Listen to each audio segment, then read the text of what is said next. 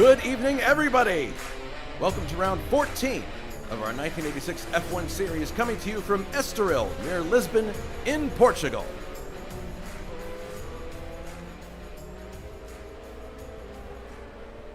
I am Jason White. I will be your play-by-play announcer for this event. Hope everyone had a good week. And joining me in the booth in the color commentary role is a newly crowned GT3 champion, Ryan Walker. Ryan, good evening to you and congratulations. Evening, Jason, and thanks very much. It's very kind of you. And looking forward to this race tonight at one of my favourite tracks, Estoril. It's been, well, this version anyway. It's been around or was around in the 80s and 80s and early 90s, I believe, and it's always been one of my favourite tracks, and I think tonight it should produce a good show. Yeah, I think it will too. I mean, this is a circuit that offers an interesting combination of one long high-speed straight and then some pretty technical corners behind it, which means that as a driver you're going to have to do a compromise kind of set, I would think. I mean, I am by no means an expert in driving these cars. I took a few laps around the circuit in an Ocella the other day just to get familiar with the circuit. But in any case, this is a circuit that, you want to trim the car out to get the high speed on that straight. And that means that when you're going through these corners, you're going to be at the limit of adhesion in some cases. In most cases, that's going to be turns 1 and 2. I remember as a kid when I watched Formula One, they kept claiming that drivers were experiencing 3 to 4 G's of side load going through turns 1 and 2 after they shut off from that straightaway. There are other corners at the top of the track that have a little bit of forgiveness if the car drifts wide off its line. So it's not, you have to hit your marks every single time exactly, but this is definitely a track I think that's going to reward consistent driving with good laps. But anyway, yeah, it is a fun circuit. It'll be a fun one to broadcast, I'm sure. Yeah, absolutely. Go ahead. No, you go ahead. I was just going to say, it's that's probably one of the main reasons I like this track, because it's nice and technical, and it's it kind of, when it comes to setups, you've got to kind of compromise in a way. Do you want to run low downforce for especially the home straight with it being so long, or do you want to add some downforce for the high speed corners? So it's one of those things. What do you do? I think you play to what the strengths of the car are. If it's a car that is at home on high speed circuits, then you probably trim it out. If it's a car that doesn't have the long straightaway speed, if it just doesn't produce the horsepower, then maybe the other scenario is the better one to do. Who knows? So I would think that, and it also probably depends a great deal, I'm sure it does, on the drivers, how they attack the circuit and what their preference is. Some people roll into a corner, others take a very late arc into a corner, so I mean that's going to affect how you set up your car too, and whether it's favoring high speed or cornering ability. So we'll see what happens. It's going to be a very interesting race for one particular reason right off the bat. Tonight we could potentially see the Drivers' Championships decided. I say potentially. And we're going to be keeping track of the mathematics for you as the race unfolds. Let's take a look at the drivers' table right now. Alright, so you can see right there, Jules is out in front with 60 points. Richard Coxon is in second with 36 points. Juha Boss is in third with 35 points. David Saber is in fourth with 31. And then Jonathan Asserklint peeks into the top 5 with 29 points. Now, Jules Bouchard, simply put, what he has to do today is finish 5th or better, and he's won the championship. That's all he has to do. Now, that may sound like a slam dunk, but if you've been watching the previous races, you'll note that he's had some difficulty being in the top 5 of late. So, and that's largely due to the fact that he's taken some novel pit strategies. Would you agree with that, Ryan? Yeah, absolutely. Especially at the last round, the last round at Monza, he wasn't really challenging for any points positions, and I think he was lucky to finish in the top 5. He finished in P5 from what I remember, and he was kind of excuse me, it was kind of lucky because it was mainly down to other cars having issues, and yeah. But on the other hand, it's that's not always a bad thing. using that Alan Prost effect, yeah, you might not have the quickest car or the best car, but just keeping it clean and can be rewarded. And Jules was rewarded with a P5 finish at Monza, and like you say, just needs a top 5 finish here tonight, and he should hopefully wrap up the championship. But I think at the moment that won't be on his mind. No, you got to take each race one at a time, and you have to force your little gray cells to focus on what's in front of you, and not. And nobody carries a calculator in the cockpit that I know of. So, but we'll be keeping track of it to let you know what happens here. On the subject of dropped scores, which are always something we love, I hate the drop scores. If Bouchard finishes in the points in all 3 remaining races, Portugal, Mexico, and Australia, the only score he'll drop will be his 1 point from Austria. So dropped scores do not appear to be something that will figure in the championship this time around, thank goodness. Richard Coxon is not racing tonight, so he is effectively out of the title chase. Juha Boss needs to win all 3 remaining races, this one, Mexico, and Australia.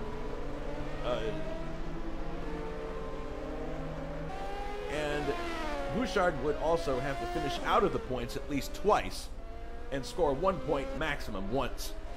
So it's a really, really, really unlikely scenario that sees somebody other than Jules winning the championship. But at the point that we're at right now, it's his for the taking, so that's what we're going to be keeping an eye on, as well as the race itself. We'll see if he can seal the deal tonight. As far as the Constructors' Championship goes, that's an entirely different kettle of fish. It's a much closer affair. John Player Special is in the lead with 67 points, and Scuderia Ferrari is only 3 points back with 64. Marlboro McLaren International is in third with 59, and then it's a tie for 4th place between Equipe Ligier and Motor Racing Developments, also known as Brabham. They both have 32 points apiece.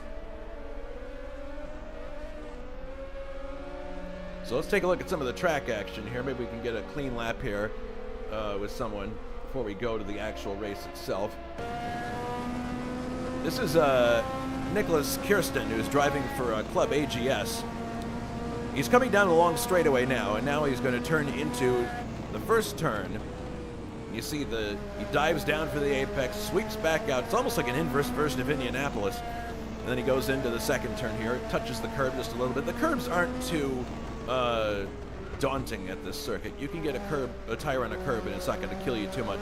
Now he comes around another long right-hander, now goes back to the left. This is one of the slowest corners on the circuit.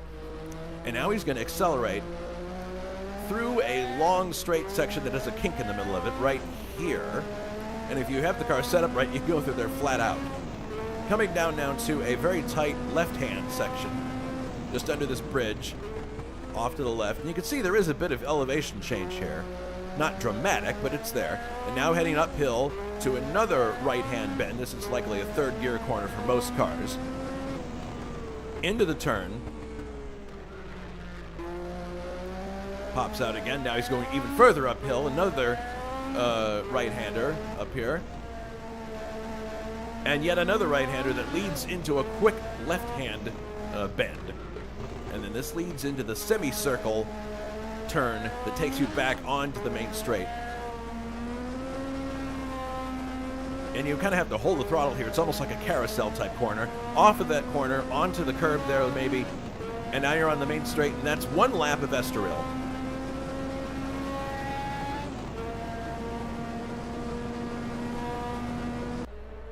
So let me run down the top 10 in qualifying. We haven't done that yet because that's critical. As time expired in qualifying, on the pole for this race will be Ray Radal with a time of 1 minute 18.506. In second is Grant Radal, only 0.4 of a second back. In third, we have Jules Bouchard. Fourth, Gabriel Del Piccolo. Fifth, John Team. Sixth, Tim Hilla. Seventh, Juha Boss. Eighth, Anders Nilsson. Ninth, Alessio Capignato, who is making an appearance in the place of Richard Coxon, who cannot race this evening. He's busy. And Oscar Team lines up 10th. So that's your top 10 in qualifying. It's kind of a light grid tonight. I don't think we've made necessarily 20 cars in the field. So those who don't have an opportunity to get points in the series often may find this is a chance to do so.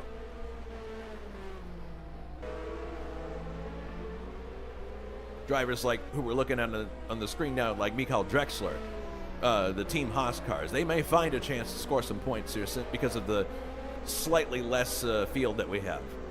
Who do you think, as far as like coming from behind, like back in the field, he should be watching for,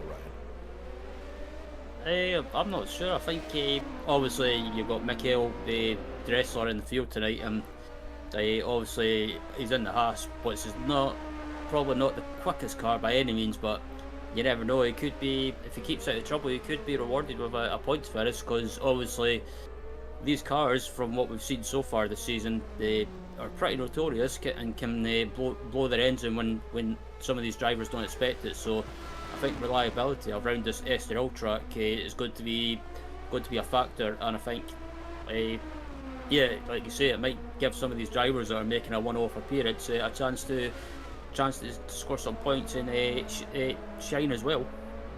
Some other notes to go over before we start the race. As always, any compound can do full distance, except mediums and hards. Pit stops, we're expecting 1 to 2. In the real race, Rennie Arnoux did a no stop, so it may be an outside chance for someone else to do that. We know that Jules Bouchard has tried doing that, and sometimes it worked, sometimes it didn't. But we may see that. Fuel is going to be quite tough due to the higher downforce needed, so more drag leading to higher fuel consumption, and brake lift and coast will probably be something everyone will have to do. The brakes, for that matter, medium work rate, so shouldn't be too bad. Car updates for this race. Arrows for Portugal. The A8 has a modified front suspension and a new rear wing with second profile. The Tyrrell team has fitted a revised underbody and longer side pods with bigger radiators. The team also has access to a better engine. The Minardi team for Portugal, the M185, just the M185 that Drexler is driving, that Nannini drove, was fitted with stiffer lower fixing points on the chassis from the front suspension. So just that one car. Ferrari for Portugal has revised front and rear wings, and the Haas team has larger side plates fitted to the front wings and more pronounced angle with those wings. Engine power, the only real change is in race power for Tyrrell. They go up from 920 BP brake horsepower to 940, so it's a 20 horsepower increase for them. But that's the only noteworthy engine power change, and we thank Richard for compiling that information for us. And I think like there's some people that I would look forward to do well in this race. Maybe Brian Janik. I know he hasn't had the greatest of seasons, but he is quick, and it may be an opportunity tonight with the depleted field for him to get some points. Santo, perhaps. Luciano, I think, has an excellent shot at doing well, because he doesn't qualify as well in the Lotus as he drives off the circuit in front of us. But he's got the power to do well here. The Ligier team, I'm sure, will probably be the first ones we expect to pop into the top 6 and take attrition, take advantage of it. Here's Del Piccolo. I'm behind Alan Santo. I think the Brabham's being placed well here. 1 second on the grid, 1 fourth on the grid. That speaks to how high-speed a circuit this is. And the turns, even though they're super technical, Ryan, they're not that difficult to take. And you know what I mean? They're kind of radius corners in a way. So I don't think that the extra length of the Brabham in this case is a detriment. What do you think?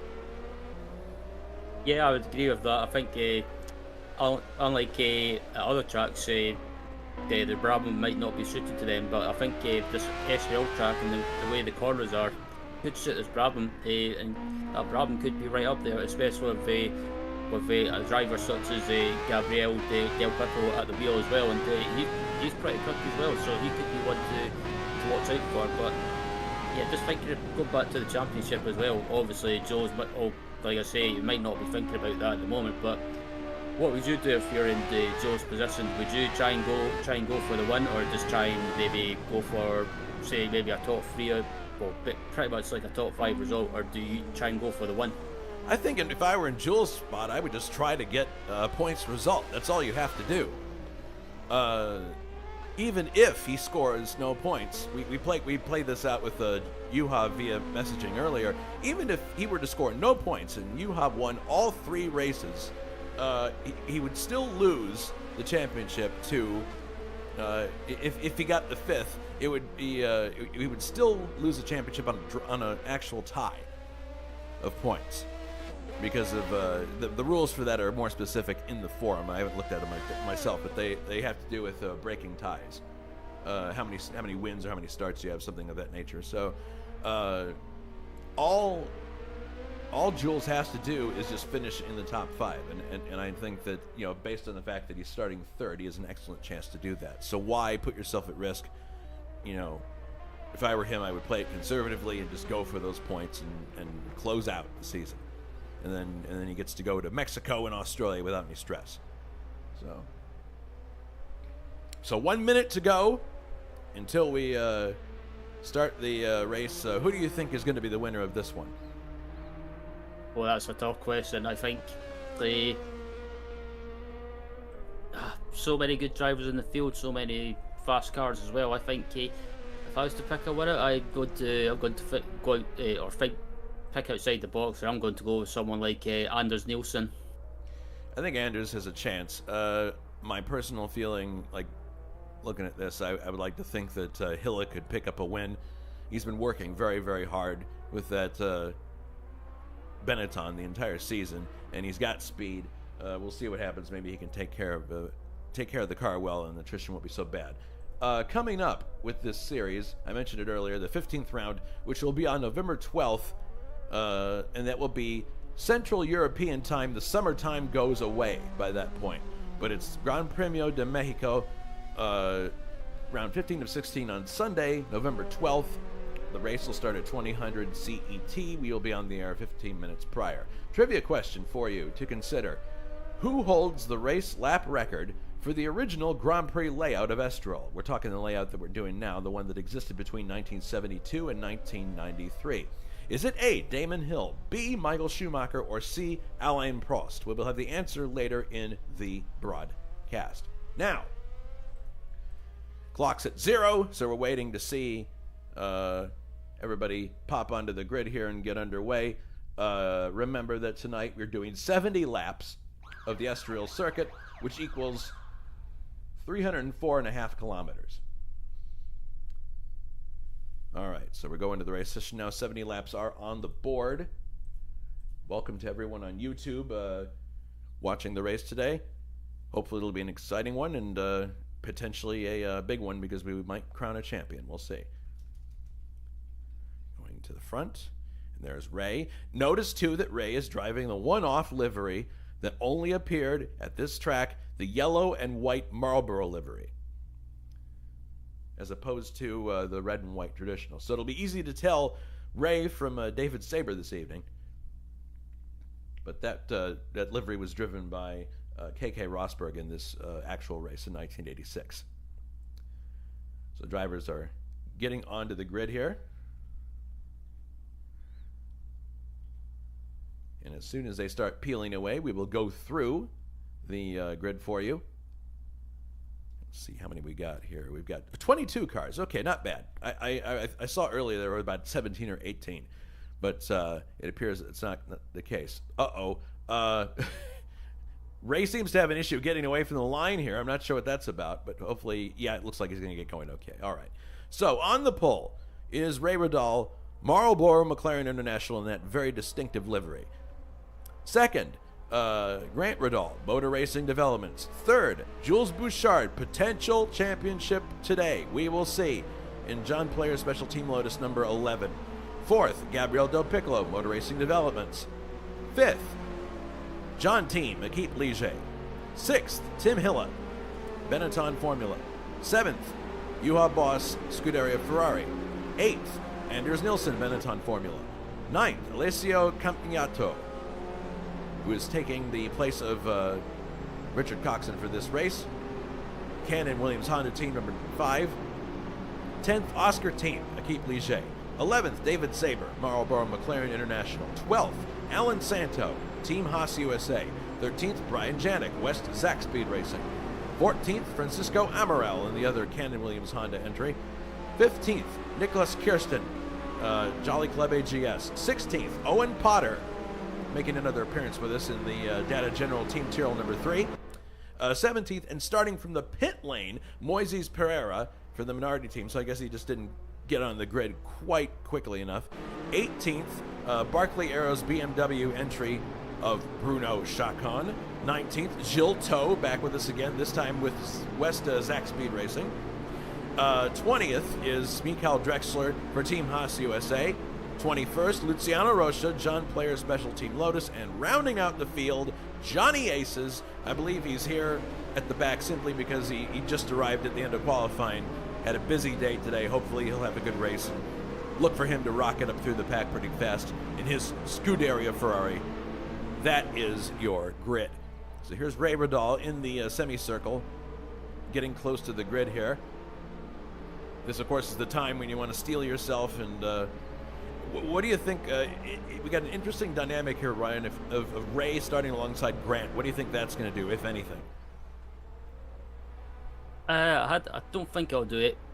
I would do anything to be honest. I think it'll just be the same as usual. Ray and Grant will probably just do their own thing, like kind of just stick to what they're doing and not worry about each other. But obviously, if Ray does get a good start, you never know.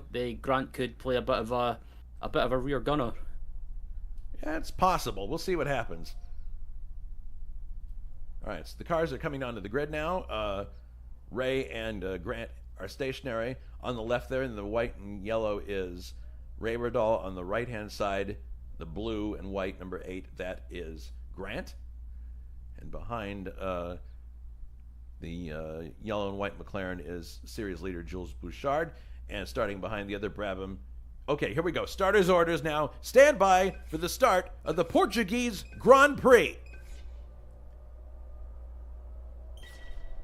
And the race is underway. Clouds of smoke everywhere.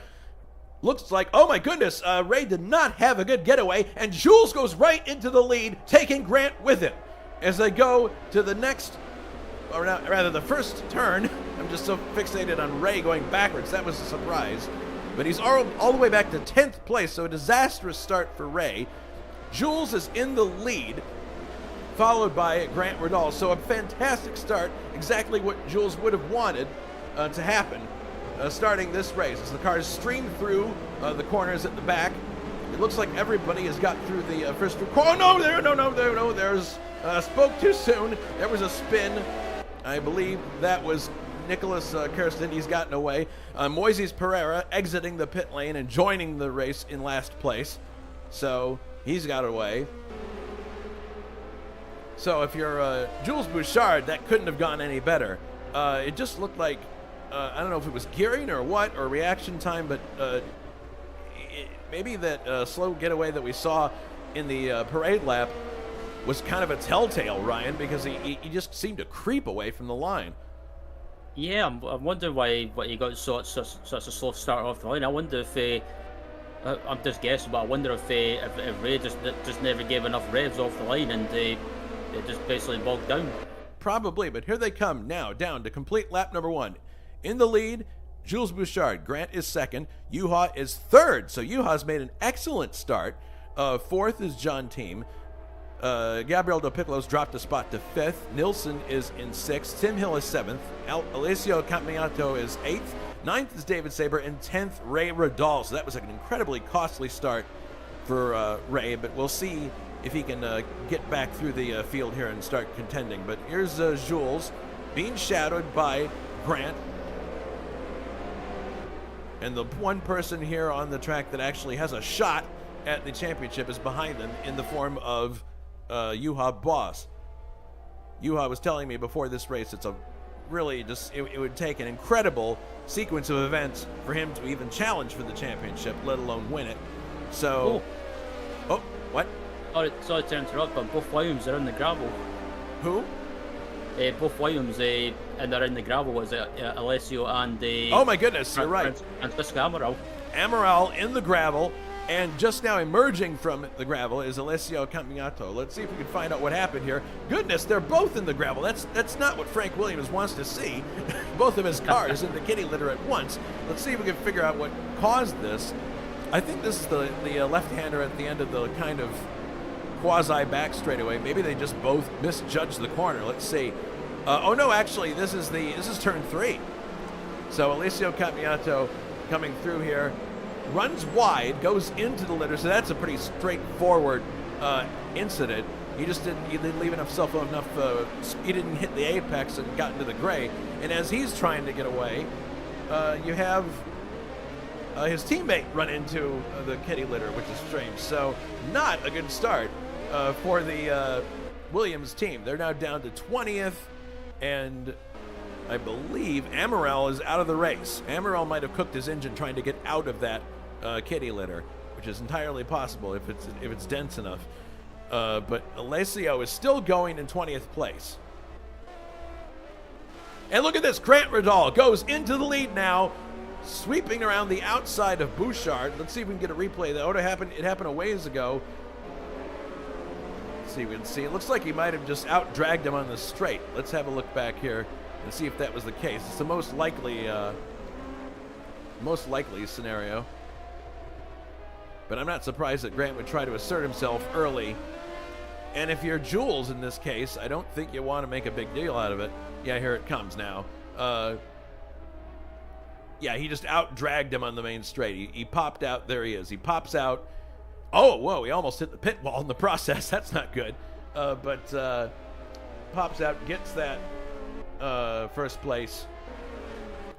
And now he's opened up a little bit of a gap now. He's got a 1.5 second gap now as they go through turn one more time.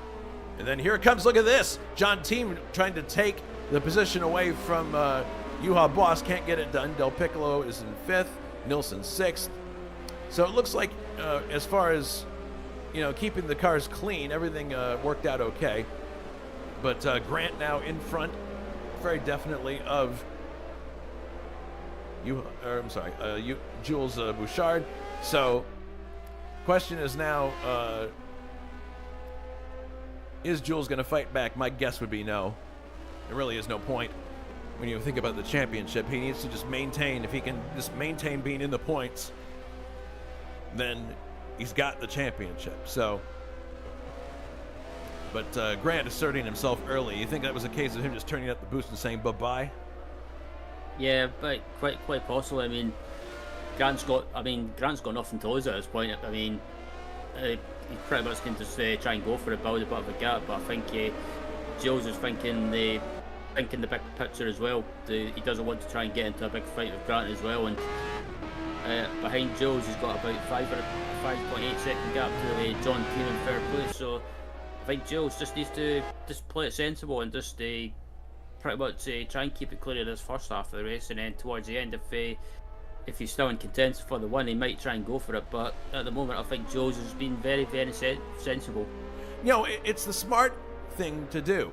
I mean, you talked about it with me offline. The championship that you just won, the GT3 one, you won it without winning any races. You did it purely by consistency.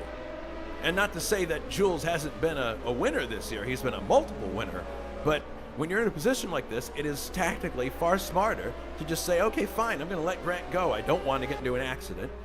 I just need to score points, and I've got it. There's no need to force the issue here. But Grant is pulling out a little bit more of space. Well, it's about the same. It's actually a little less now, about 1 second. And you've got in third place John Team. He finally did get by Juha Boss. Juha has actually dropped down to 5th now. He's behind Gabriel Del Piccolo, but John Team asserting himself in the Renault-powered Keep Ligier entry number 25. And there you can see there's a big traffic jam behind him. Del Piccolo in 4th place, and then you've got Juha in 5th being hounded by both Benettons. It looks like he might be holding them up, Ryan. Yeah, I'm very surprised. I wonder if Juha's maybe just trying to look after the tyres and look after the car at the moment. And if it's not that, I think he might just be struggling at the moment a little bit for pace. As it looks like Hull's got a run on him, and it looks like Hull's going to make the move. Yeah, he's going to make a move. Yeah, he's got him there. Taking him into the first turn is Tim Hilla, so he goes up to 5th place. Boss goes down to 6th, and now he has to contend with Nilsson, who wants to follow through. And you see there the pole setter, Ray Radal. Look at this. Nilsson goes up the inside, takes the position easily. I'm starting to wonder if Juha has a problem with his car, some damage or something. I didn't see him have any contact on lap 1, but something tells me that he might be fighting the car because he gave that up way too easily. Way too easily. Yeah, I was just looking right now as well. I can't see any visible signs of damage. So maybe it's just a case of Juha's. Maybe it's maybe he's went the wrong way with tire compounds, and maybe it's he's maybe struggling with that at the moment, or it's just a case of Juha's just doesn't have the outright pace. Well, we'll see how it plays out. I mean, you could be right. He could be just pacing the car. But man, that's he started in 7th, so he's back where he started at. So he hasn't really fallen behind where he was in the grid, so it's not a bad start, but we'll see if he can improve upon it. I mean, obviously, if he wants to contend for the championship, he has got to win. There's no other scenario that sees him succeeding in the championship. So being in 7th, that's really it's not a good situation for him at the moment, as there goes Ray Radal flashing by into 7th place in the yellow and white McLaren. So now Juha's dropped down to 8th place.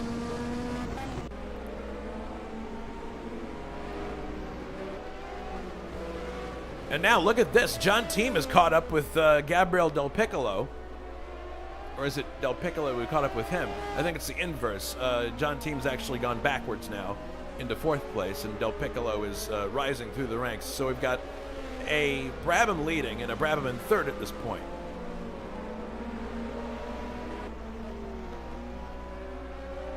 So I would think one pit stop in this race would be quite expected. Oscar's still running in 10th place. Look at this. We got an interesting battle here between Alan Santo, who's in 11th place for Haas USA, and you've got Johnny Aces right behind him in the number 28 Ferrari. And he's going now for the inside. Is he going to get it done? It appears he will. Yes, he actually went to the outside there, going into the turn. But Jonathan is just carving his way up through this field. Started dead last. Has picked up 11 places so far. Very impressive. I'm not surprised by that at all. Yeah, I was about to say, it's been a great start by Jonathan in these early stages of the race. I mean, he started right at the very back of the grid, and they were about probably 7 laps, well, pretty much come up to 8 laps in this race now, just about, and he's already up into 11th, and the next car in front of him is his fellow countryman, is Oscar Team. Yes, that's right. Well, Oscar's finished, isn't he? Oscar. I thought they were Swedish, but I apologise in advance to both of them if I've got it wrong. Well, I can just as easily be wrong as anyone else, so whatever. In any case, that is a really, really impressive start for Jonathan. I guess he's going to be knocking on Oscar's door at some point here. But David Saber, meanwhile, is in 9th place, and he is the next car to challenge Juha.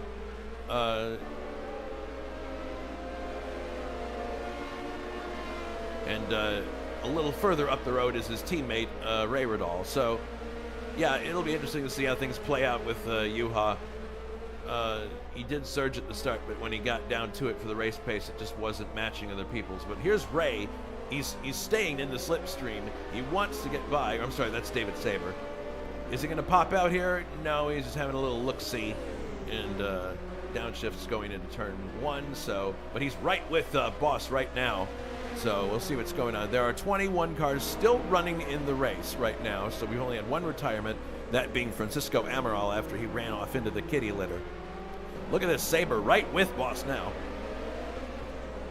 Yeah, Yuha's really struggling. He's fallen back dramatically. So I I, I don't I can only guess it could be something for the setup or tires or just Norris in the car, or maybe even struggling with a technical issue. The importance of tire choice cannot be overstated in this series. Because if you choose the tires, you have to choose them not just based on how much they're going to wear, but also how much you'll be able to keep the heat in them.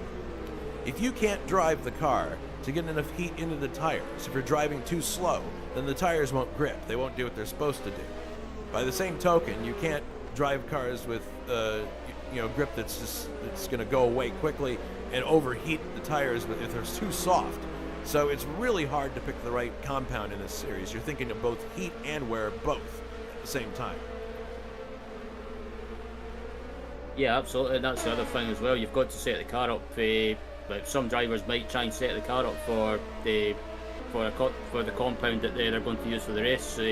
For example, some drivers might set the car up for the hard compound or medium, or basically like harder tires if you like. Because it looks like Sabre tried to make a move there, but you have managed to stay ahead for the moment. Yeah, I think it's only a matter of time. We're starting to oh, look at this. David Sabre slices down the inside, takes the position away from Yuha. Yuha now down to 9th place. David Sabre advances, but look at this Yuha trying again on the inside. Oh, very, very close. And they've got Moises Pereira to deal with as well. 3 wide for just a brief second there. Look at Yuha. He's cranked up the boost. He's back by. So great racing right here for 8th place. But it could be just temporary. I don't know. It's Sabre definitely seems to have the measure on Yuha. We'll see what happens here as they come closer to us. Or they get back on the main straight. David may just do him again on the main straight. We'll see. But look, he's just incredibly close. It looks like Yuha's having trouble putting the power down or something, because he seems very sluggish out when he gets out of the turns. It's not the entry that's the problem. It's like on the way out, he just seems like he's dragging a boat anchor. I don't know what's going on. Yeah, I noticed that Sabre seems to be a lot better getting on the power, and then Yuha just on the exit of the exit of slow speed corners especially, it just seems that the car just looks like it's just sluggish, and it looks like Sabre might try and make a move into turn 1 as he's going to try and go. Oh, I thought he was going for it there, but he decides against it. He's just making sure Yuha realizes he's there. His successful pass happened here on the last lap. Is he going to try it again? No, but he has a look. So he's having a look all around the circuit here, like at different spots. He's basically sizing Yuha up. Where is he the weakest? And I think this is the part of the track where Yuha has the most trouble. Second DNF now. Gilles Taux is out of the race, unfortunately. But the leader continues to be Grant Ridal. Now Gabriel Del Piccolo is in second place ahead of Bouchard. So you've got Brabhams leading the race with Bouchard in third, Tim Hill at fourth, John Team in fifth, Anders Nilsson is in sixth, and we're watching the battle here between Ray Ridal and Yuha Boss and David Sabre. Actually, Ray is up the road from this, but here they are now negotiating with Chacon, who lets Yuha by and doesn't let David by. This is one of the problems of running into a back marker at a really awkward moment, and that gave Yuha the breathing space that he needs.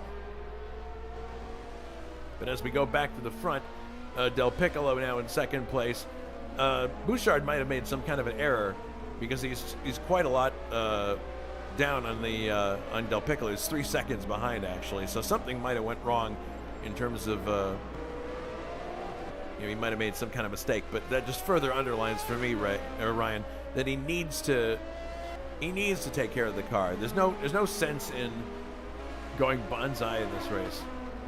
All he has to do is finish in the points, multiple points, and he's got it.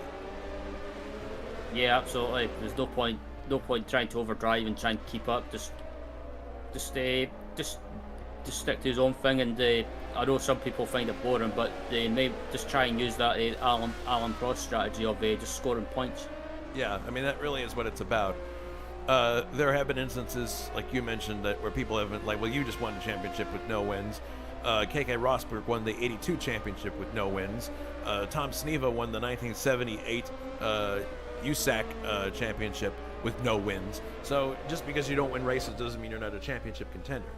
Now, Jules won a lot of races earlier in the year, but he's faced a lot more competition as things got later in the year. Other cars got more important updates that actually affected the handling or the power of the car quite a lot. And so Bouchard suddenly found that he wasn't all alone at the top. There were a lot of people gunning for him. But by then, Jules had built up such a pad of points that now he's just in a situation where he's maintaining or just keeping that lead by just clicking off a few points here, a few points there, and he's okay. So it's not all that dissimilar from the way some drivers approach a race. They try to run off into the distance early and then take the car off the boil later on. Yeah, absolutely. I just missed it as well. That it's a Brabham 1-2 up at the front as well. So, that's pretty bad of me. But yeah, good to see that. Like we were talking about at the start of the broadcast, both Brabhams seem to be suiting this circuit rather well. But again, there's always that specter, that sword of Damocles, hanging over the Brabham team of, is the BMW going to last? And we've seen all too many times in this series in 2023, we've seen situations where the Brabhams assert themselves, they do well, and then only to later on just blow up. So hopefully it's not the case. We obviously don't wish that on Grant or Del Piccolo, but I think that's got to be in the back of Bouchard's mind and the people who are behind them, that just because I'm in 4th or 5th or 6th right now does not mean I'm going to be there at the end of the race. Right now we're watching Tim Hilla, who's got a very solid 4th place going for him. Bouchard is just up the road from him. And then we've got Tim Hilla, who's about to come under attack from the pole sitter, Ray Riddall. So Ray is getting his footing here. He's back at a point where he's competing. Still probably kicking himself for that bad start, but it didn't take him completely out of the running. We may see him finishing the points yet. But he's interesting, totally different line being taken by Tim there. But we'll see if it looks like Ray's closing pretty quickly on John here. As we take a look backwards from John, you can see Ray's yellow nose peeking right over the Lotto rear wing. So we're on lap 14 now out of 70, or we're actually on 15. So I wonder when we're going to see pit stops. My guess would be it'd be in and around the neighborhood of lap 30, something like that. So maybe twice the distance we've gone now, because as we talked about before, Ryan, the fuel weight goes away, so you can expect more out of the tires in the second stint. Yep, absolutely, and as the car gets lighter as well, don't be surprised if you see the lap time starting to get quicker and quicker as well. And is Grant Riddell still leading from Del Piccolo, and I was expecting a lot more carnage as well. Come to think of it, in these early stages of the race, but it's actually been, I have to say, relatively clean. Yeah, this track, it only feels narrow in turns 1 and 2, where you're just trying to hit an apex. It's kind of a one groove racetrack there, because you're just sprinting through the first 2 turns. Looks like Ray Riddall might have a problem here as Nilsson tries to sweep by in the kink. He may have him here as they go into the turn. No, Ray is, he does. Nilsson goes up to 6th place. Ray drops to 7th. That's interesting. I don't know whether he had a hardware issue there or something, but it looked like he was distracted for just a minute. And it was enough for Nilsson to say, okay, I'll slip by Ray here. Yeah, but we've noticed that with Ray as well, especially off the line. It has been very slow off the line, so yeah. I don't know if it's maybe if he uses a shifter and he's having issues with that, or if it's just maybe because obviously these cars they're not like modern Formula 1 cars with floppy pads. They've got Hayes partner shifters, so yeah, it might just be a case of maybe Ray missed the shift, or if he's maybe struggling with his shifter playing. I think you hit the nail on the head. I think that was a missed shift that occurred, because now look at him, he's closing on Nilsson. And Team is actually getting very close to Tim Hilla here, so we might see another battle develop in a second here. Yeah, look at him. He's right with him now. He's in a Benetton sandwich at the moment, but oh, look at him. He might go up the inside. No, he's not going to do it there. He's decided against that. But it's hard to plan on passing ahead when you have a guy right with you, Nilsson, at the back of you, nipping at your heels. And they also have to deal with Kirsten here. And here comes Nilsson on the outside having a look, but it doesn't get by. Tim Hilla dispenses with Kirsten. Now it's John Team's turn to get by. He goes by with no problem, and he's going to get Nilsson following him. So good cooperation here from the people at the back of the pack, which is essential in this type of racing. You have to be mindful of when the leaders are coming around. You can't just run your own race and be blissfully unaware of the leaders coming up. You have to give them space. Yeah, absolutely. And Ray Riddell still dropping back ever so slightly. So, because you see, just watching right now, it's starting to drop back from Nielsen. So, something's definitely up. Saw Hilla taking a slightly different line there down the straightaway, trying to break the slipstream. Whether that works or not is a matter of conjecture. I don't know, but in any case, looks like there's a bit of a break in the action here now, and Team can relax for a moment. It's spaced out a little bit more. Riddell in 7th place. 8th is his teammate, David Saber. Look at this. Great battle here between Juha Boss and Oscar Team. Oscar looking for a way by. Oscar in 10th place. That's where he started the race. And he's right there sizing up is he going to make a tangent here? No, he's not going to do it here. But he's certainly, he's eyeing up that Ferrari. There he goes, up the inside. Look at that. He takes the position away from Juha. Juha down to 10th place now. And Oscar goes up to 9th. So something is, I mean, this is more than just tire saving, I would think, Ryan. I think something's seriously wrong with Juha's car. Yeah, that's what I'm thinking. I don't know.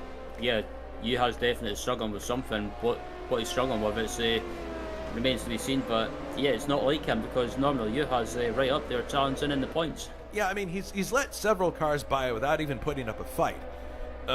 So it's like almost like he's just letting them go. I don't know. It just seems odd to me. Oh, there he steps out a little bit. He's a little loose there, but I get the impression, and he's the only one who really knows, but I get the impression that he's just having trouble putting the power down for some reason. Oh, and there he clips a curb. And right in front of him, a mistake from Oscar. He might have a shot at getting by him. No, Oscar recovered pretty fast from that, but yeah, Oscar hit the gravel on the outside of the track. And there, look in the distance, you can see his teammate, Johnny Ace, is not far away. Now, Juha has a horsepower advantage here because he's in the slipstream, and the Ferrari is obviously a very, very fast engine. So we'll have to see what happens here. He actually downshifts for that corner, which is odd, because you would think he would do all the downshifting for turns 1 and 2 at the end of the long straight. And he's actually, he's driving really, he looks like he's at a very leisurely pace right now. I don't know. Looks can be deceiving. Yeah, he's dropped back massively from Oscar. Yeah.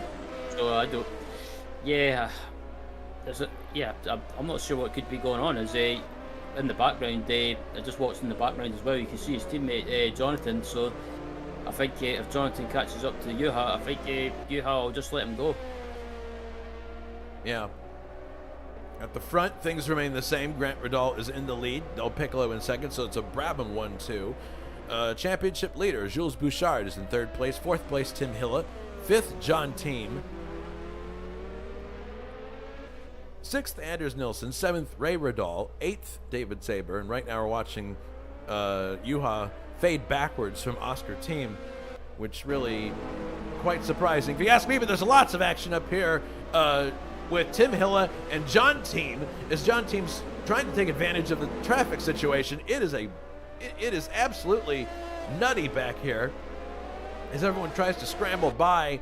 I believe one of those was an Arrows, yes, and the other one is one of the Haas entries. Hilla and Hilla and team are both by, so now they can resume their battle. But that was pretty close quarters for a second there. Yeah, that could have ended up in disaster, but luckily the traffic being lapped was heads up and left them plenty of space to get by. But yeah, David Saber,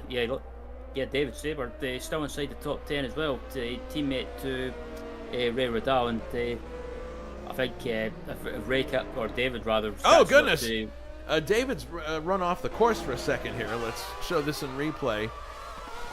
Yeah, here he runs off. He totally misses the corner and runs off. It looks like he just missed his shutoff point for whatever reason. Lucky for him, it was grass on the outside and not, and actually a bit of tarmac, so he was able to rejoin without much trouble. That was a close call for David Saber. Stays in 8th place. He didn't lose any position either. Yep. Tim Hill is still being pursued by John Team. Bouchard in 3rd. This group is starting to close on Bouchard here. So that's actually, that's going to have championship implications. We've said that Bouchard, all he has to do is finish 5th or better and the race is over. As things stand right now, if he were to stay in 3rd place, he would be the champion for our F1 series this year. But you can notice in the background there that a Benetton and a Ligier are getting closer and closer and closer, so it may not be a foregone conclusion. We'll see what happens here.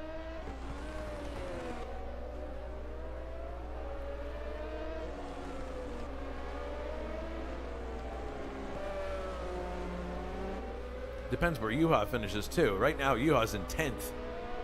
So there could be a situation here where Bouchard wins the championship simply because of the fact that neither of them scored points. But yeah, absolutely. We'll keep a close eye on that, and we'll have our calculators ready towards the end here just to make sure we know what's going on. But Bouchard is giving up a little bit of space here each lap to this group that are following him. It's interesting. It'll be interesting to see when he comes into the pits and what tires he chooses. Hillett in 4th place. 5th is Team. They're actually strung out a little bit now. 6th is Nilsson. 7th, Riddall. And then a long distance back to David Saber, who's teammate to Ray Riddall. And then Oscar, who has made it past Juha. And Jonathan Athercliffe is now closing in on his teammate. You can see him just in the distance there. This first and second turn complex does have a slight bank to it, but not nearly enough, I think, just enough to help you through at speed, but not that much more. This slower turn right now has more bank to it.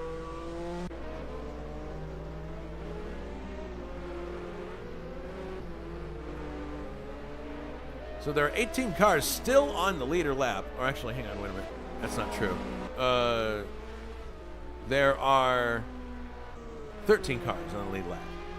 Looking at Grant. The next target for him is Alan Santo, who should be a little ways up the road here. Yeah, there he is. And Grant's got a pretty good gap to his teammate, Gabriel Del Piccolo, so there's not going to be any, looks like there's no real confrontation that's going to happen within the team. It'll really come down to who has the better pit stop and who times it right. Yeah, I think with regards to pit stops, it would. I think most drivers will try and go as long as possible. Maybe try and, I'd say if they make people that make their pit stop up at the front anyway, I think they'll probably try and leave it until maybe, depending on what compound they're on, they'll probably try and leave it until maybe between lap 30 and 40. Yeah, true. This section right here, that right-left combination, that one you really have to transfer the weight of the car quickly to get through it. And then there's this long, seemingly interminable semicircle that takes you back onto the circuit. Grant Riddall is now closing on Alan Santo, and you can see through this long shot. Oh, Alan does a very sporting thing. Gets over to the right, lets the leader by. Very sporting of him.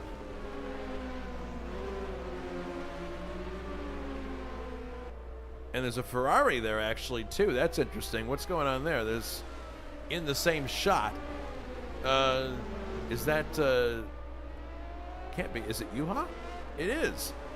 Yeah, Yuha's down to 12. Yeah, Yuha must have either made a stop or had an altercation. I think more likely he had an altercation. But he is now a lap down to the leaders, which is basically a death knell for any chance he has at being in the points here. You see him running a wide line there with the brake discs glowing.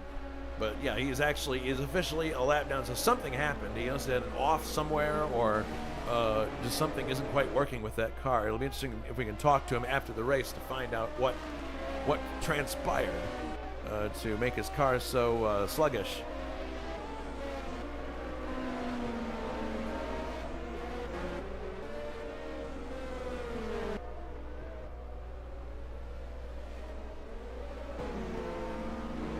Okay, this is still, like, for 4th, 5th, 6th, and 7th. It's actually very tight now again. Nilsson closing on the back of John Team.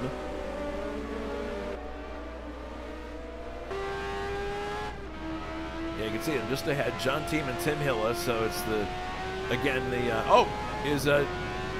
no, Tim's not going for the pits. He's actually just taking a defensive line onto the main straightaway here. It seemed odd before. He did it at the end of the straight. This time was at the beginning as a downshift for turn 1. Nilsson sizing up John Team here, and he's got his teammate just ahead of him. So, I mean, this is if you're teammates and you're sandwiching a car, this is a nice situation to be in. One car can worry the guy while the other one is he's holding, if not holding up, then causing a problem for the car in the middle, which probably is more aerodynamic than anything else, right? Like just taking the dirty air from the front, then you get the worrying nature of the car at the back. It's not the best situation to be in. Yeah, excuse me, indeed, and I think apart from that, just looking throughout the field, there's not really. The only battles I can see really is up at the front between looks like Halla, John Team, and Nielsen, and also Ray Riddell's caught back up to the pack as well. So whatever issues he was having, he managed to sort them out for now. Yeah, Ray is right with them now as well as we look backwards from Anders' car. Now to the front, you can see John Team and Tim Hill as they head onto the main straightaway here. I don't think anybody's in a position where they can make an attack. They're actually closing on Brian Janik here, going to put him a lap down. That's a long shot, though. But look at this. Here's, there's the pass that's actually not for position. But John stays right with Tim Hilla as they slide through. Janik now giving John a little bit of a breather from Nilsson. As Nilsson now dives ahead, takes Brian Janik, and I think Ray's going to try to go with him here. No, actually Janik stops the advance of, well, there he goes. He gets by in the following turn, so he didn't lose too much time.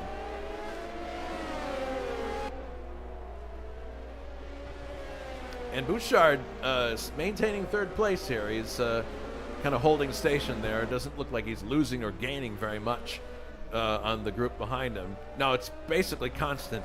It's not changed in an appreciable way. So Jules could still, if he just finishes 3rd on that 3rd step of the podium, even if he just finishes 5th, that's all that it's going to take for him to become our F1 champion. I mean, this is, obviously, we run a lot of series during the year, Ryan. This is the one that everybody pays the most attention to. It's our marquee series, runs the entire season. From the start of the year to November or December. It's the one that everybody is focused on all the time. And there are other series that we do, like the Pro Cars and the and World Endurance, but this is the big one. Yeah, absolutely. This is probably the main one that everyone likes to focus on, just because people like to try and do as well as they can, and also, most of these guys, especially up at the front, I think they practice a lot, and I think as you're seeing right now, it definitely pays off with with the regular drivers that you see up at the front, from the likes of both Riddles, Del Piccolo and Hilla and John Tiemann, Nielsen, and yeah, it's definitely showing why they're quick drivers in the series. Yeah, I think from the very start of the year, Jules and that Lotus Renault just gelled instantly. Sometimes you have that happen where a driver just gets along with a car so well that it's like they're almost fused together, as one unit. And Jules has been that way with the Lotus Renault from practically the first race. It's only, like I mentioned before, it's only later in the series where the Lotus team started to get more competition from other teams, and you can see that reflected in the championship standings for the constructors. But here's team, definitely has a bit of a roll on Hilla here. Let's see if he tries to make something happen. It's going to be close. No, probably not. You can see there on the bottom of your screen, just briefly, that was championship leader Jules Bouchard, who is running ahead of this group. Uh-oh, there's a pit stop from a Ferrari just exiting the pit lane. It appears that's Asserklint. So Asserklint has already made his pit stop, and that drops him down to, it appears, Alan Santos off the track in the kitty litter, wheels spinning. He's going to have a hard time getting the car out of there. What you really need you might just do it. Well, what you got to do is you got to get the revs up and then drop the clutch and then try to maintain momentum. It's very hard to do. If he's not careful, he's going to ruin the engine, but he's just that close. He can reach out and feel that asphalt. He's just trying to get going. But man, is he stressing that engine. Is he going to do it? There he is, onto the track now. Okay, he made it. Yeah, you'll need to be careful though, because his engine temperatures might be a little bit high at the moment. He's probably going to have to run a couple of slow laps just to get the temperature down.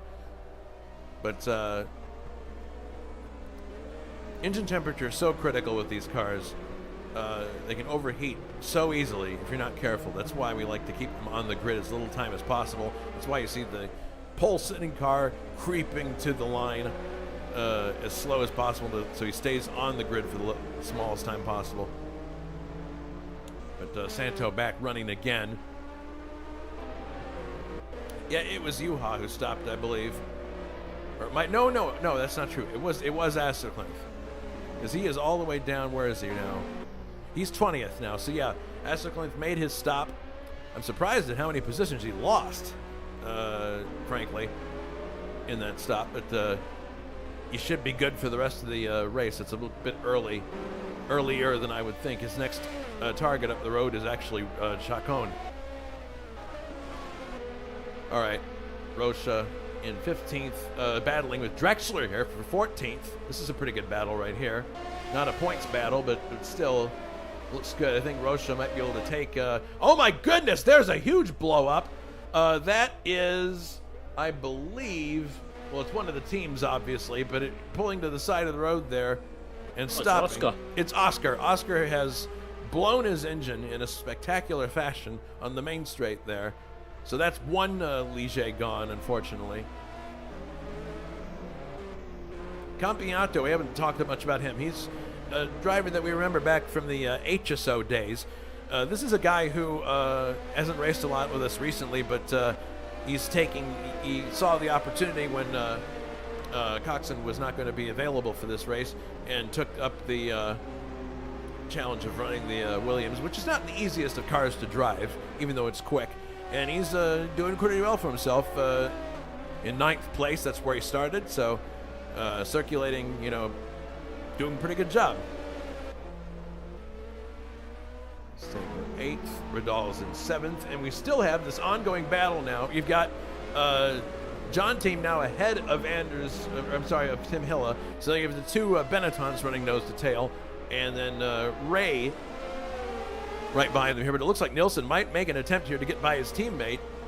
Out alongside him, is he going to get it done? He's doing it on the outside. Can he overlap him? He wants to do it, but man, there's contact there. The Benetton management will not be happy about that, but Nilsson definitely thinks he's faster than Hill and wants to get by so he can challenge John Team just up the road. That was very close. Same up front. Grant is in the lead. Del Piccolo second. Bouchard third. And you're watching an intriguing battle here between the Benettons and John Team and his Ligier. And right behind them is Ray Riddall, the pole sitter. There's Bouchard once again. Yeah, he seems to be holding his own pretty well. He's not losing much time to this group. And the more that they battle... And look at this. Here comes Ray popping out to take the position away from Nilsson, and he does it. So Ray Riddall is back into the points in 6th place. Nice, clean, textbook pass at the end of the straightaway there. Yeah, it was a great move by Ray. Managed to get the run and managed to get it slowed down into turn 1, just enough to make the move. And credit to Nilsson for leaving enough room as well. And the next car ahead of Ray, I should say, is Nilsson's teammate Tim Hiller. And I think Ray, whatever issues he was having earlier on, seems to have sorted them, and it looks like I thought he was going to try and make a move on Hiller, but I think his best opportunity is on that home straight. Yeah, he's really looking good now. He's got some, he's definitely got some of the starch back that put him on the pole, and looking to pass now Tim Hiller, but he's got to be mindful of the fact that Nilsson's right behind him, so if he makes even the slightest mistake, he can find himself back in 7th place again, which he does not want. But this is a great battle here. Now it looks like Nilsson's closing in on him, but we'll see what happens at the end of this long straight here. Again, Ray, easy to tell from his teammate because he's running the one and only yellow and white livery for McLaren. This is not the first time McLaren have done unique liveries for races. In the late 70s, they did their US and Canadian Grand Prix races with Lowenbrau sponsorship, if you remember, Ryan. Yep, I remember the Lowenbrau liveries from not Formula 1, but I remember them from in the racing in IMSA with one of the Al Holbert's was it Porsche team. We have a car off the circuit. It's one of the Tyrrells. Beached against the barrier here and out of the race. That was Moises Pereira. No, it wasn't Moises Pereira. Let's see. Who was that? I believe it was Owen Potter. Yes, Owen Potter. That's who it was. Out of the race. So he's going to be dropping down the list. Santo also out of the race, unfortunately. That advances Acerclin to 16th now. So he picks up a few positions with those DNFs. But yeah, it just looked like Owen got stuck against the barrier there. Oh my goodness, here's a blow up. Another car. Possibly, yes. It's Grant Riddall. Grant Riddall is smoking. The leader of the race is smoking. Going to turn 3 now. This is bad news for Grant. We talked about the reliability of the BMW. It struck again. Yep, we were talking about it. It would come down to reliability, and I think, unfortunately, Grant Riddall was having a good run there, and that's so unfortunate. It looks like, I think if I was Grant, I would pull off, but I think, I would just pull off because that engine's done. It is done. It's just a matter of when it's going to let go. It's smoking badly, and he obviously, if he keeps on pushing, it eventually will blow. He's trying to nurse the car, but really all he's doing is delaying the inevitable. It's amazing to me that he's still actually scored as in the lead right now. Jules Bouchard. Del Piccolo is actually down to 4th now, so he's experienced a problem here. Bouchard eventually is going to catch up with Grant, either by him going out of the race or by circulating in this slow fashion. Yeah, here's Bouchard with a full head of steam, probably aware by looking at his, you can notice as a driver, looking at the time ahead of you, you can tell when a driver's having trouble. And look, he's even driving through the smoke right now, you can see it. So then there goes Grant into the pits. So the new leader is Jules Bouchard officially now. Other cars going for the pits too. You have Grant Riddall coming in, and you also have there was a Benetton coming in. Yes, there's a Benetton entering the pits, number 20. That is Tim Hilla making what we would assume would be a scheduled pit stop. Grant has parked in the shade there, and now he's out of the race officially, so that's unfortunate. We thought there might be a problem. Unfortunately, it proved correct. Tim Hilla making a fairly quick pit stop here, exiting, coming out in 6th place. He didn't lose much track position. Well, there he lost one to Ray, but good quick pit stop from Tim and his crew. Ray Riddall is now up to 4th place with that pit stop, so he's asserting himself, but you would assume that he would be stopping too at some point. Gabriel Del Piccolo now has got to be worried about his car, given the fact that Grant is out of the race. Depends on how. Yeah.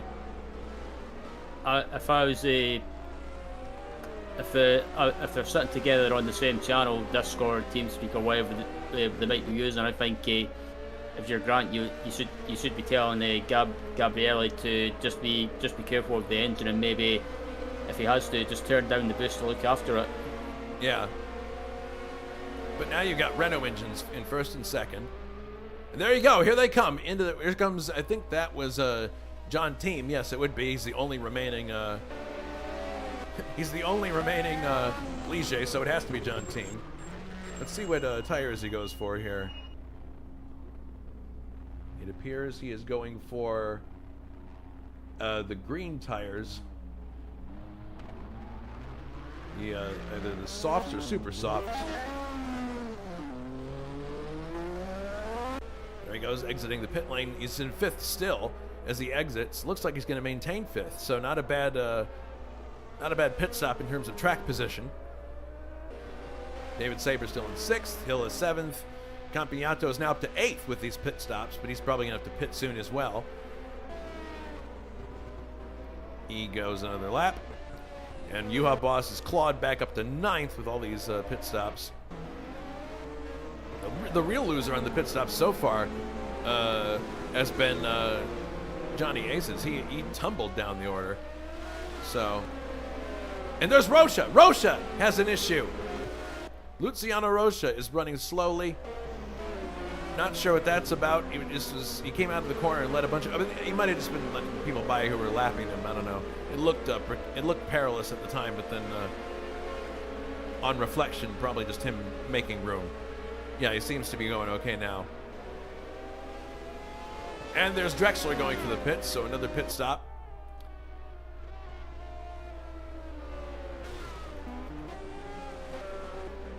And Nilsson in 4th now is sizing up the 3rd place car of Ray Riddall.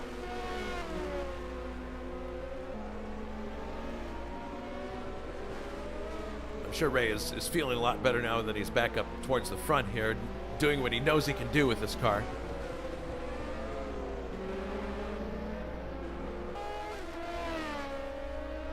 Yeah, it's been a good recovery from Ray considering his issues, but yeah, back up into 3rd place now, and but under pressure from Anders, and I think Anders is probably, if I was him anyway, I would probably wait until we get onto the home straight and try and make a move. But I wonder if any of these two, or either of these two, might dive into the pits. They're going to the pits anyway, so it may be a fruitless battle. Nilsson's probably best to just hold station behind him until, and I wouldn't be surprised to see both of them hit the pit lane at the same time. But we'll see what happens here. 35 laps are complete. We're working lap 36, so we're definitely past half distance at this point in the Grand Prix of Portugal. Let's see what happens here if either of these two go for the pits. It's hard to tell until you actually see them on the straight because they have to run that tight line. Are they coming? One of them is. There goes Nilsson for the pits. So that gives Ray a bit of a breather. Here comes Nilsson, yeah, into the pits.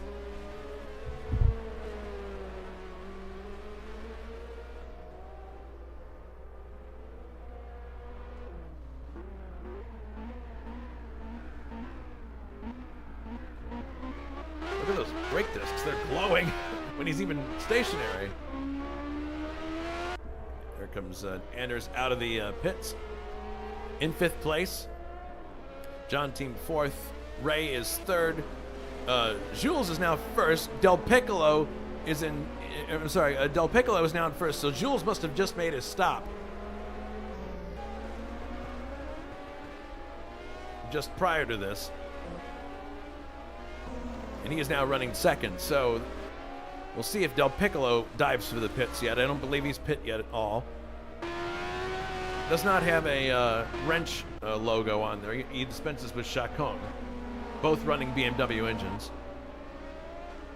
So let's see if Del Piccolo goes for the pits this time. Nope, he's staying out. As Chacon makes his stop, you can see there in this, oh wait, there goes Ray, the pole sitter, Ray Riddall into the pits. Oh, he bounces off the arm. He bounced off the Armco. Very easy to do that when you enter the pits here. I've seen a lot of people do that in practice. Hopefully, he didn't damage the car at all. It's such an easy thing to do in that pit entry because you're going so quick, and then all of a sudden you've just got to slow right down. And yeah, sometimes it's very easy to walk up and hit the wall. But I think I wonder if Ray's maybe just decided not to take the repairs and they just try and risk driving with that damage. Well, he got with the A compound tires, the blue chalk, so a little harder.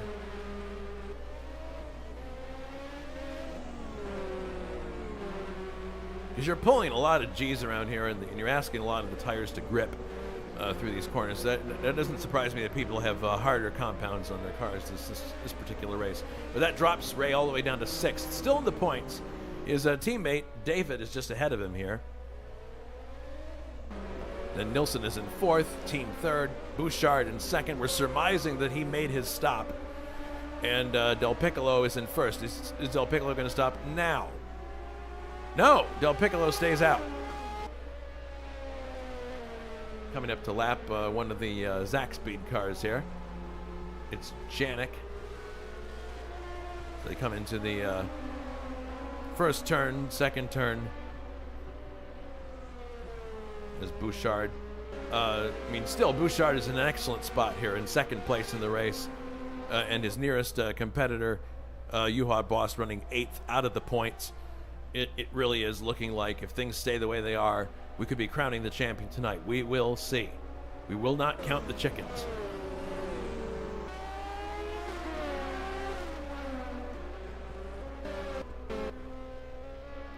McLaren's running together.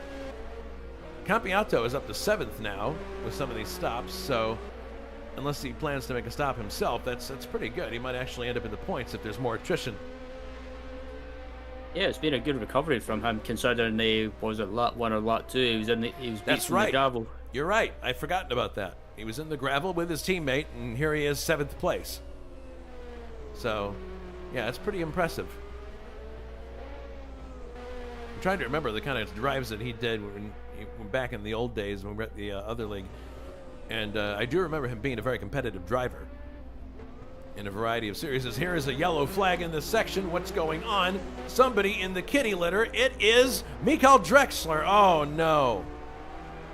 Drexler has run off at the end of the number 3 turn. He's trying to get the car pointed straight first of all, and then he's trying to get the oh my goodness, he's really having to work those rear tires in the motor just to get. Now he's backing up. He's trying to. He's got only one half shaft working there, so he might have some damage in the car. But my goodness, this is not the way you want your race to go. Oh, poor Miguel. Well, he's got a sports car race coming up next week, so he can, even if he has a bad event here, no problem. Next week we're racing at Mosport. Yeah, he's out of the race. He's given up, unfortunately. That's the next race. It's not going to be televised by ISO, but kudos. Oh my goodness, this Campiato has a very loose moment in the final turn there. Manages to hang on to it. But Dave Miller has been doing an excellent job broadcasting from his cockpit. He actually broadcast from his cockpit when he won. Oh, Tim Hilla out of the race. And he's dropping down the standings pretty quickly here. Not sure what happened there. But look at this. There's a really close battle here between the two McLarens. It looks like Ray is going to overtake his teammate. He does. Ray goes up into 2nd place. Saber down, 5th place. And that sends David Saber down to 6th. So we've lost one of the Benettons. And we're down to just Nilsson. So attrition starting to take hold here. John Team in third place, and Bouchard in second, and we still have Del Piccolo in first. Do you think Del Piccolo might be going for a no-stop race? I mean, you never know. He might try a no-stop race and try and maybe keep the track position up at the front, but obviously it depends if he can look after his tyres, and or if he has been looking after his tyres. But yeah, you never know. A one-stop race could be more than possible, but I think Gabriel, might need, if he wanted to do a no-stop race, he might need to do a bit of fuel saving. He might. You're right, because as we talked about at the top of the show, fuel saving is definitely something you have to be concerned about here. You can't just simply drive the same pace the entire race. You have to look after the fuel in some way, shape, or form, and that may involve a lot of lift and coast before the day is over. So here's Gabriel in first, probably not going to pit this time by.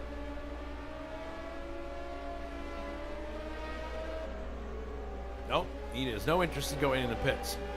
The gap between himself and Bouchard is now at 11 seconds and change. Here's Bouchard coming through. And then you have Team, who's being hounded by Nilsson. This is interesting.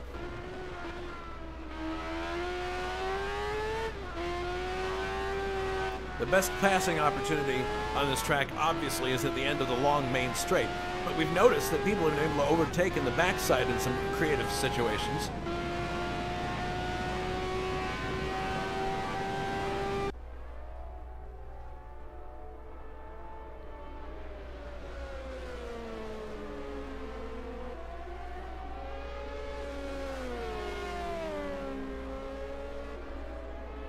Probably a good time to do the trivia question, I would think.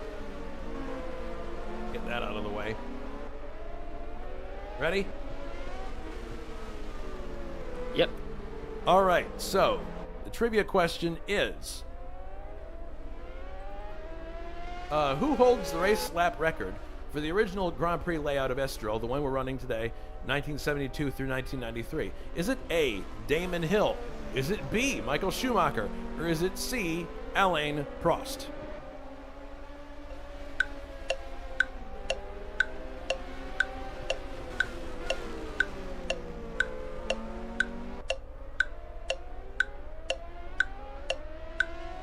Time's up. What do you think? I'm going to go for Alain Prost. Alain Prost? Well, I'm sorry. The answer was Damon Hill. Well, that surprised me. Yeah.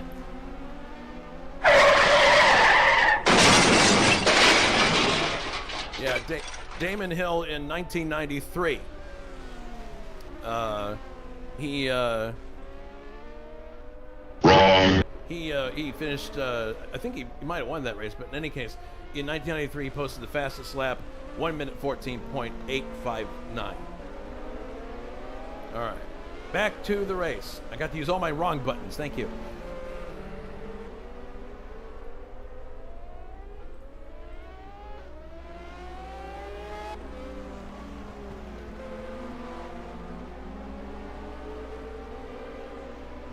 So Nilsson in second now.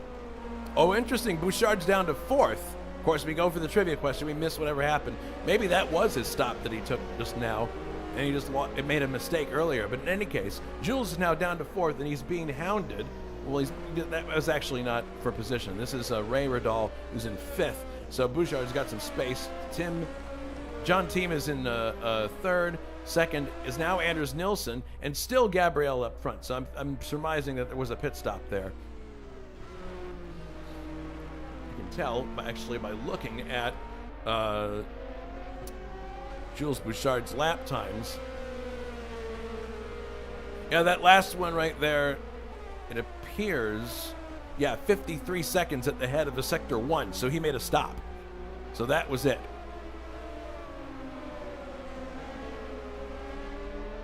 Oops. There we go. So Ray is creeping back up into the points. He's fifth now. His teammate is sixth, so that means 3 points for the McLaren boys. John Team in third. Nilsson doing an excellent job. I think I picked Tim Hill to win, but he's out of the race, and now we got the other Benetton up here. So I figured, I had a hunch that one of them would do well. But Del Piccolo controlling this race from the front.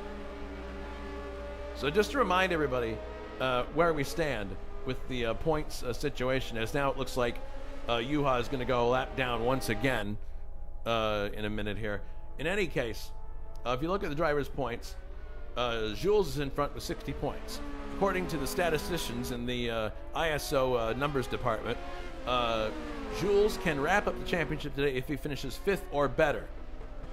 And the only way that, and since Coxon is not in this race, that takes him out of the championship standings, or championship, mathematics. And Juha has got to win all 3 races in order for a chance to win the championship. Obviously, Juha is not in a position to win today, so basically all Jules has to do is bring the car home in the top 5, and he's got it. And right now he is running in 4th place. So he's just ahead of the spot he needs to be in. So he's got to start working on, just thinking about, okay, let's get the thing home, and stay 4th. Do you think he's feeling any nervousness in that cockpit? I'm not sure, to be honest. I think from my experience, you've got to, when it comes to fighting for a championship, I don't get nervous. It's one of those things, just whatever happens, and just it's like that phrase that they use in motorsport. Sometimes you can't control what happens. No, and that's always a good way to go through life. As a kid, I was told constantly by my father and other people, work on the things that you do have control over. Don't worry about the things you don't have control over. Bouchard has no control over what happens with Juha, for example, whether he's in the points or not. He has no control over. He has a measure of control over whether his Renault is going to last. He sometimes doesn't have control over awkward arrivals with different people. But here he is coming around now. And you can see John Team just ahead, but he doesn't seem to be in any hurry to get to him. You look backwards and you see Ray Radal in the white, and let's see if we can get this. Here's the shot. There goes Jules through turn 1, and here comes the 5th place car of Ray Radal.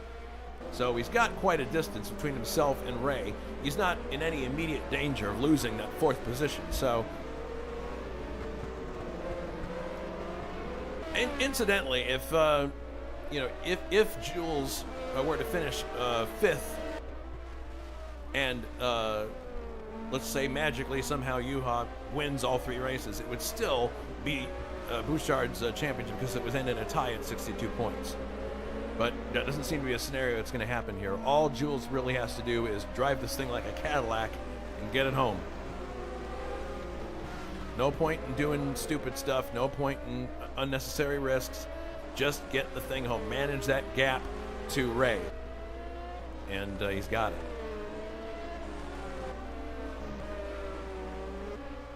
Yep, absolutely. He just needs to, not worry about trying to win this race. Just the finish in the top 5, and he's got it. And I think Jules, at the moment, he'll probably just be thinking.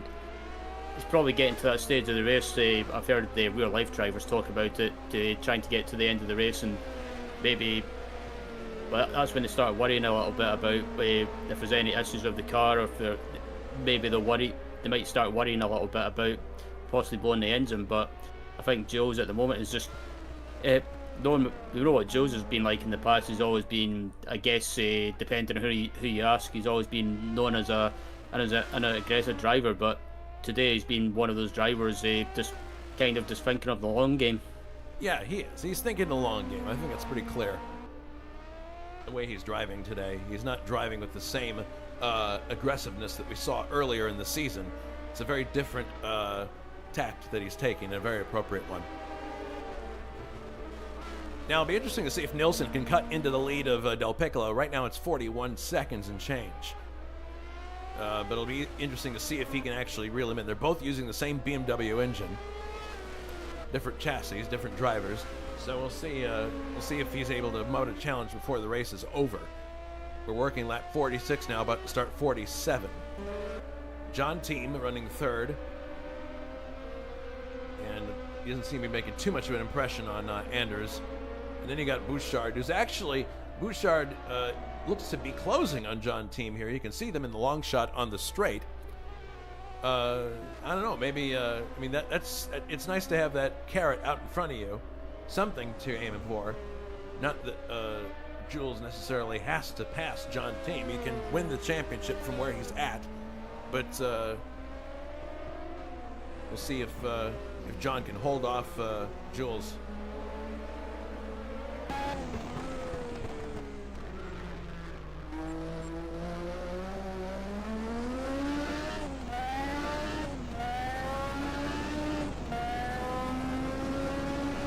Don't forget, everybody, that the next race in this series is going to be the Mexican Grand Prix, the penultimate round of the series on Sunday, November 12th. The race will start at 2000 CET. Again, that is after we go off of European Daylight Savings Time. So it'll be 2000 CET when the race starts. We'll be on the air 15 minutes prior on Sunday, November 12th. And again, we don't have broadcasts of the World Endurance Championship, but Dave Miller's doing such a great job broadcasting from his cockpit. He won while broadcasting from his cockpit just a week ago, driving the Rothmans Porsche.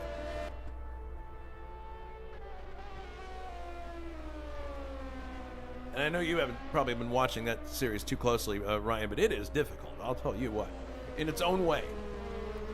Yeah, I've actually tested the cars out offline just to see what they're like, and those Group C cars are pretty much a handful. So if you try and wrestle them too much, they'll bite. But I think that's why I love them, because they're such a good challenge. The really challenging part about driving those cars, and I'm just now learning about it thanks to Anders for pointing it out to me. He point out to me, Jason, you're driving these things like an open wheel car. They don't. You can't do that. They are too heavy for that approach. And he's taken a much longer arc into corners than I do. I'm standing on the brakes as late as I can, as if it was a Formula car. And I was like, you know what, Anders, you're absolutely right. I'm approaching this from the complete wrong end. And look at this. Look at how close Bouchard is to Team now. He's definitely in a position to take third place now.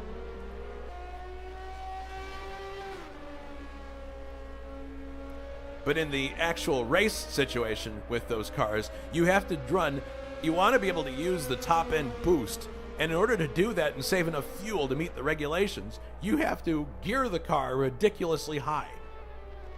So it's just creeping out of the corners, and you're relying on maintaining momentum. And if that's not the way you're used to driving a car, it can be really hard. I'm used to driving with high revs and quick engine response. And it just doesn't happen with these cars when you set them up that way. And that's why people are winning in that series. They gear them incredibly tall and turn the boost all the way up. Very, very awkward situation for some of us.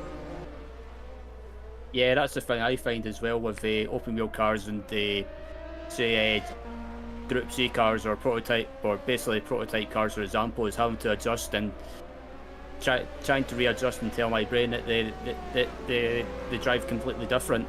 So that's one thing I have to kind of keep telling myself and having to relearn sometimes. It's always interesting to me who in this league does the best across all different types of cars. Like Bouchard obviously is the class of the field in terms of driving the F1 cars. It's not the same when he's driving the WEC cars. I actually find myself in positions in WEC 84 where I'm competing with Bouchard on the track in some situations. So it's a very different series and may not play to his strengths necessarily. But here he is, definitely sizing up Team.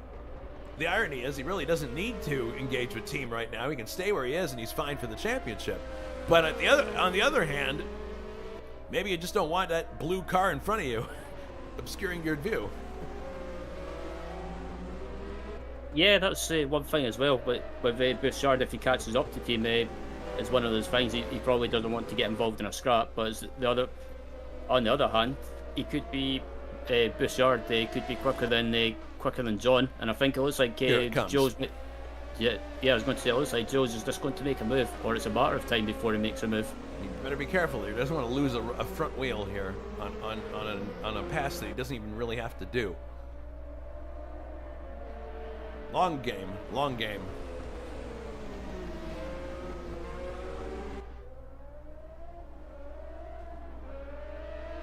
It is nice to see Ray recovering, though, because that really made my heart sink a little bit when I saw.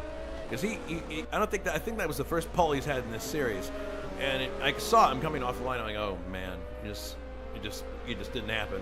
It didn't work. But I'm glad to see that he's recovering to finish in the points. That's good. He earned that.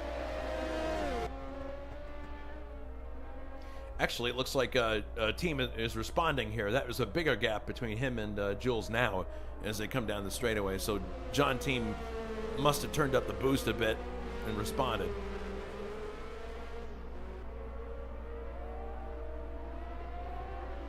Yep, and yeah, they've got about probably 20 laps to go, or just under 20 laps to go. And yeah, just now 20 laps to go. 20 laps to go, so Ray Riddell's catching up to Jules and John in front of him. So what do you do if you're Jules and Ray catches up to you? Or, sorry, yeah, Ray catches up to you. Do you let him go or try and put a bit of a fight? I think, I mean, mathematically, it's not a problem for Jules if he loses the spot to Ray. But on the other hand, I don't know. You got to run your own race. You got to run at your own pace. He's definitely faster than team. There's no question about it. It's just a matter of, how much aggravation am I willing to put up with to get the car home. Is it really even necessary to fight these people? The answer mathematically is no. But on the other hand, psychologically, I mean, he may be better off just racing with them because that's what he would normally be doing. It's when you change what's natural that you actually get into danger a lot of times in racing. We've heard it said over and over again, if you drive at 9/10 or 8/10 to save fuel or to save the car, that actually puts you in a danger zone. Because now it ruins all of your doesn't ruin, but it changes your timing a little bit. It's something that you're not familiar with, and it can be easy to make a mistake. And you're actually going slower. That's the funny thing. Yeah, and that's the thing as well. If you start slowing down sometimes, say if you're in a rhythm and all of a sudden you're backing off trying to save the car or just trying to save fuel as well, that can sometimes you can start losing your concentration. Jules has a look on the outside, but really there wasn't. I'm coming back on the inside now. Is he going to get him coming down this straight? No. He tucks back behind John. Oh, now he's looking on the inside. This is okay. Jules, be careful. And they got Chacon now that they have to deal with.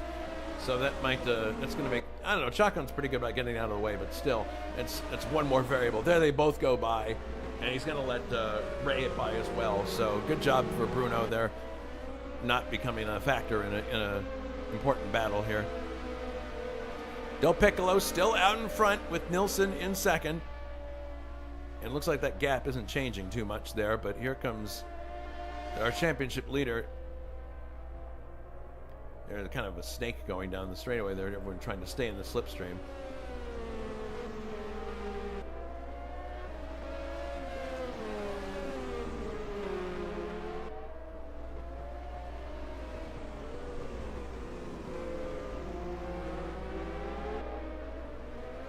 Look at Ray, he's getting very close to Bouchard now.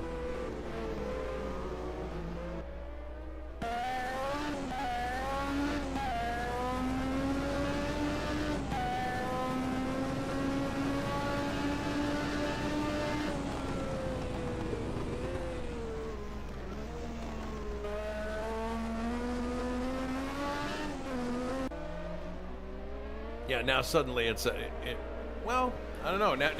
Now Bouchard's taking another look at John. So it's this is an interesting battle here. It's kind of like a pendulum swinging back and forth. At one moment, it looks like Bouchard's going to... he has an actual look there. I think there might have been contact, but doesn't get by. Yeah, I was going to say that. Trying to make a move there, that'll never work unless you want your front wing chopped off. Nobody wants that, especially with so much on the line. A blown engine, another blown engine. It's the other Benetton. Nilsson is out of the race. Everyone advances. Raymondall goes past Bouchard at the same time and takes third place. Bouchard's now fourth. So in effect, the retirement of Nilsson there made it okay, or that actually makes it easier for Bouchard. Bouchard let Ray by, and now Bouchard is still in fourth place. Ray is now on the podium in third place behind John Team. And now Del Piccolo is an absolutely unassailable lead of 52.6 seconds. So if I were him, I'd turn the boost way the heck down. Because he doesn't have to, he's so far away. He's almost a minute ahead of John. So John's now second. Ray is third. Bouchard stays in fourth with all that happening quickly there. There was a lot of stuff that happened at once there with Nilsson's engine letting go and everybody changing position there, but the net result is the same. Bouchard's in fourth still. So a possible podium finish for Ray Riddall. I'm sure he's happy about that after the bad start. Yeah, absolutely. And just in front of him, he's got a John Team in front of him, and just in front of John is I thought it was Joe Bouchard getting by there, getting past there, but he's down in P4. Yeah. So it looks like it was the other JPS Lotus. Yeah, it's Rocha. It looks like Ray might have a chance here to do even better than third. He's definitely looks like he's got some speed. The rare Marlboro livery getting a lot of TV time here.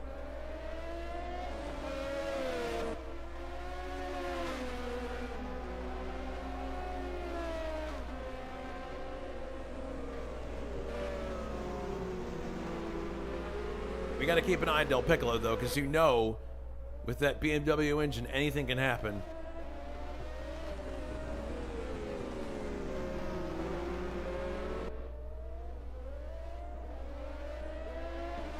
Yeah, I think Bouchard is just content to hang back here and watch these two go at it at this point.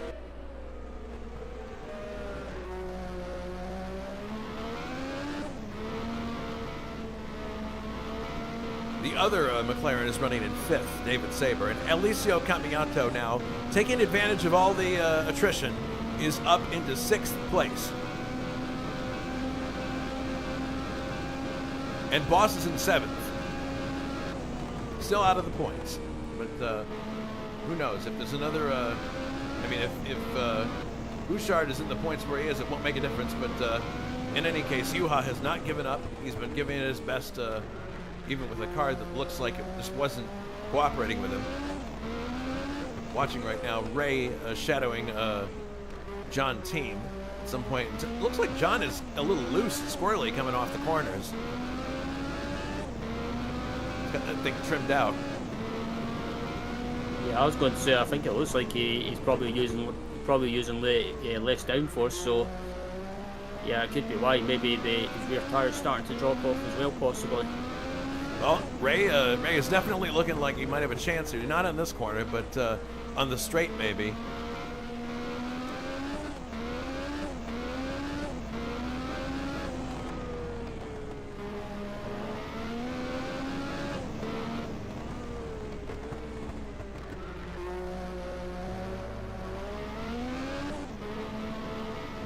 Okay, they're on the straight. Now, he's too far back now, but we'll see what kind of pull he has coming off the straight.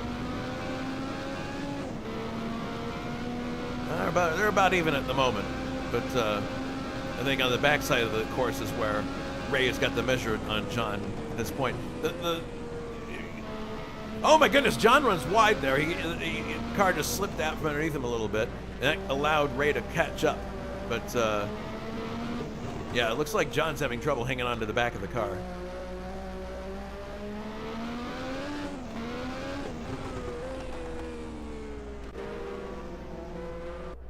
And there's Jules staying right with them. We're on lap 58 now, so very quickly we're going to be down to 10 laps to go in the Portuguese Grand Prix and the potential championship for Bouchard. Oh my goodness! Jules runs off the track into the kitty litter. That was not expected. He gets on the track, but he doesn't want to have anything like that happen again. That was incredible. It looked like he made a last-minute lunge for Ray Radal. I don't know what happened there. Did you see how he suddenly just goes to the inside? He spun again. No! This is disastrous. He's got to get going. Yeah, that's what I was saying before. Jules needs to think of the bigger picture and think of the championship and not do any silly moves. And two spins in 1 lap. That's not good. But he's still in 4th place. His distance to Sabre is 32 seconds, thankfully for him. So he hasn't. I mean, but he can't have anything like that happen again. I think it's actually very fortuitous that takes him away from that fight with Ray and John Team, because now he doesn't have to think about it. He can just think about bringing the car home. But that was very dangerous. He could have written off the car right there, and still, in the end, he might have still won the championship because neither cars would have scored. In any case, but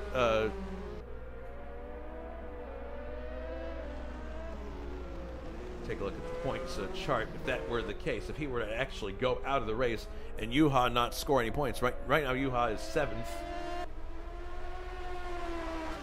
So if we look at these, I'm going to get a calculator for a second.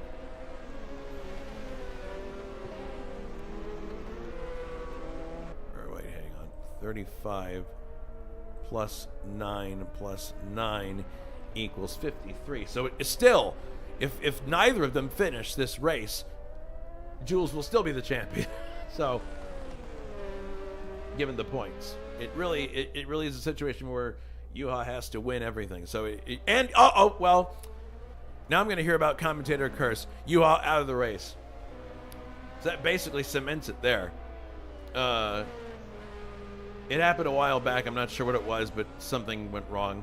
Shoot. So the championship contender is now out of the race, the one we had, and that, for all intents and purposes, locks it up. But we will wait to uncork the champagne once the race is actually over. That's too bad. But it wasn't really Juha's day to begin with, was it? Yeah, that was pretty much a struggle for Juha, and I think he'll even admit that as well. It just looks like Juha just, for whatever reason, he just couldn't. I don't know if it's the track, maybe just not comfortable with the track, just not suiting his driving style. But he just, from what we saw, he just could never get into a rhythm. Okay, it appears now, looking at the gap between first and second, it appears that Gabriel has taken it very much off the boil. He's given up almost 10 seconds to John Team, so it appears that he is now nursing the car home. But John's more immediate problem is that he has the bespoke livery McLaren of Ray Radal in his wake, and he wants to protect that second place if he can.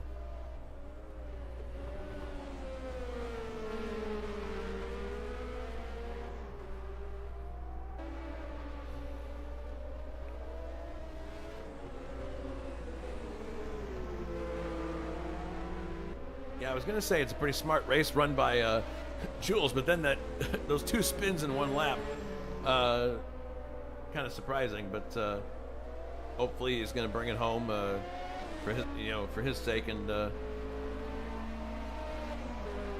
this battle here is quite interesting, I think, between Team and Ray Radal. Yeah, hopefully those 2 spins have gave Jules a bit of a wake-up call when they, probably or hopefully it's kind of probably gave Jules a good lesson of just trying to bring the car home instead of trying to battle for every position. Yeah.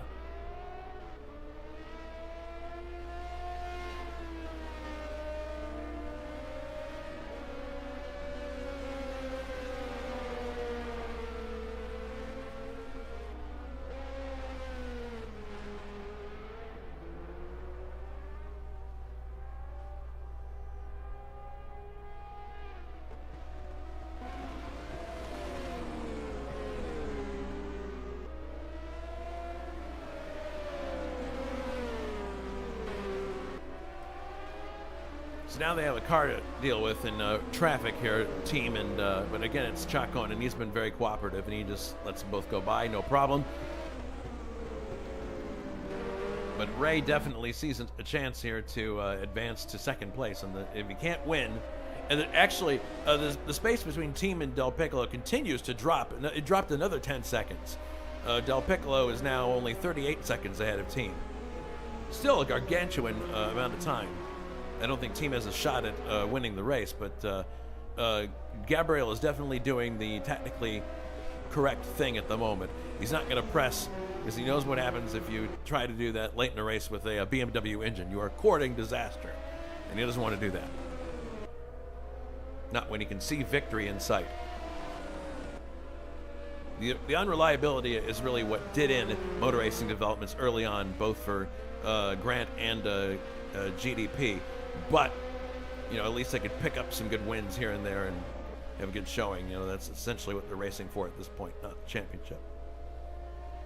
Yeah, I think the Bravo's always been a quick car, but I think it's all well and good having a powerful engine, but the other side of that is that you've got to have good chassis reliability, and unfortunately in real life as well, in the 86 season, the Brabham was known for maybe being a nice car and a quick car, but it was apparently it was a bit heavy.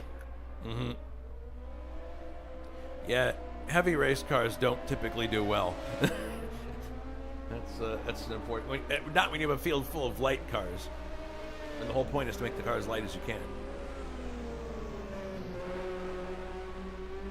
But here's Ray. He's hanging right with John, not giving him any rest at all. A little bit of dust up here. Looks like something might have happened recently. No, everything seems fine. No yellow flags.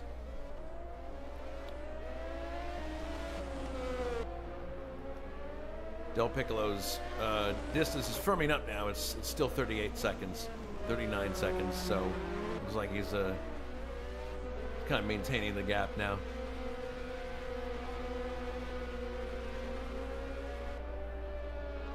Down the long straightaway now, Team Ridal. Probably the best battle in the circuit. If we go back and look, yeah, Bouchard's by himself now. Sabre by himself. Campignato in 6th in the points. Good drive from him by himself. Janik just out of the points in 7th. That'll be... and he was a guy I thought would do well in this race. Unfortunately, just out of the points. Johnny Aces, after starting last, is in 8th place. 9th is Rocha. He's another guy who started way back, and he's up in the top 10. 10th, but going down the list rather rapidly, is Juha Boss. And then you got Bruno Chacon in 11th place, having completed 55 laps, so he's about a lap adrift of the field. 12th, Nilsson, and he's out of the race. Everything from that point forward is out of the race. So we have essentially 10 cars running at the moment.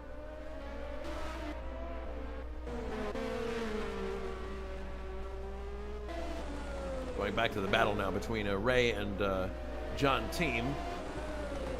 Ray's looking much closer now.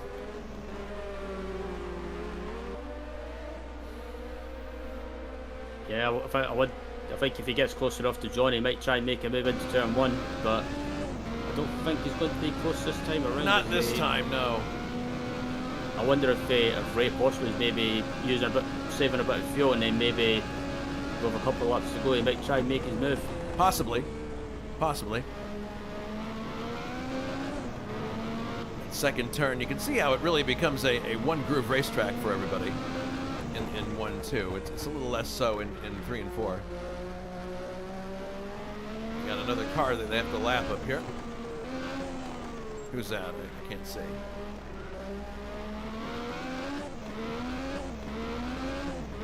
Looks like one of the Zach speeds.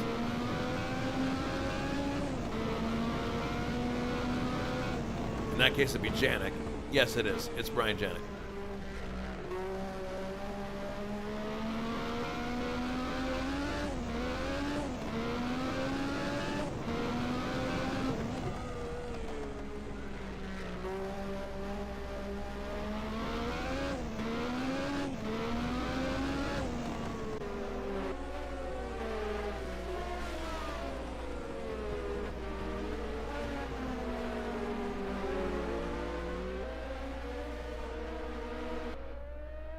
Bouchard now, definitely. He just with that instant that he had those 2 spins, he's now just running by himself, which is probably the best thing for him, I would think.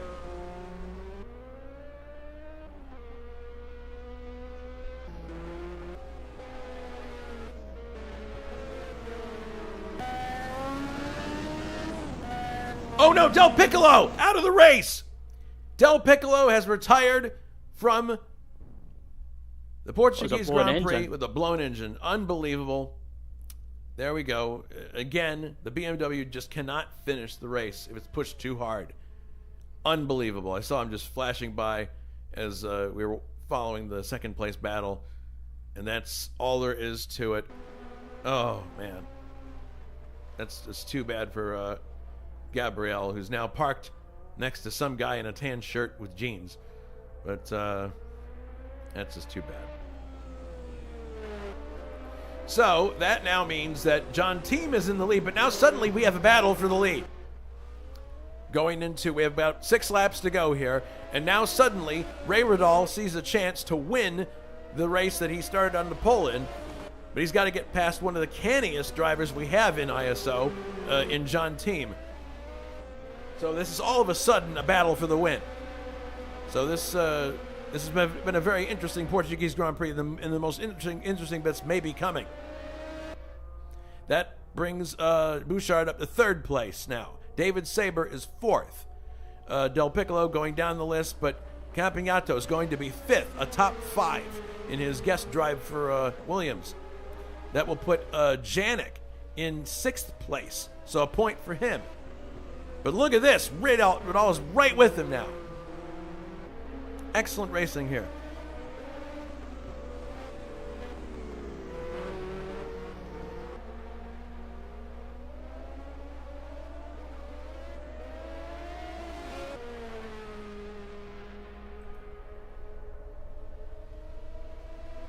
Oh, Ray Radal makes him. He does. There he goes. Right by. On the outside. Wow. Let's take a look at a replay. He does the outside pass that a lot of people have been trying here, and he just sweeps right by, closes the door firmly. So your new race leader is Ray Radal, the pole sitter. But look at John. He's not going to take this line down. He wants that win. But Ray, having started on the pole, had a terrible start. Slipped from 1st to 10th. And now is right back. He's clawed all the way back to 1st with help from some attrition, granted. But still, here he is, right back on the point. Coming across the line now, they will have 5 laps to go. Actually, 4 laps to go.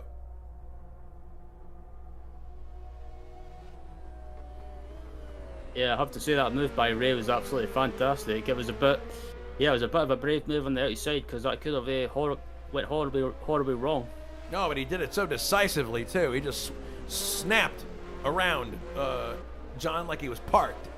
I mean, that was a telephoto shot, obviously, so it made it seem more dramatic than it was. But he just absolutely whipped by. So what a sensational drive from Ray Radal. He overcomes the handicap of that terrible start he had, and it looks like if he can keep the car rolling, he's definitely faster than John. It looks like he may have brought it back from the brink to win a Grand Prix. It's a huge accomplishment.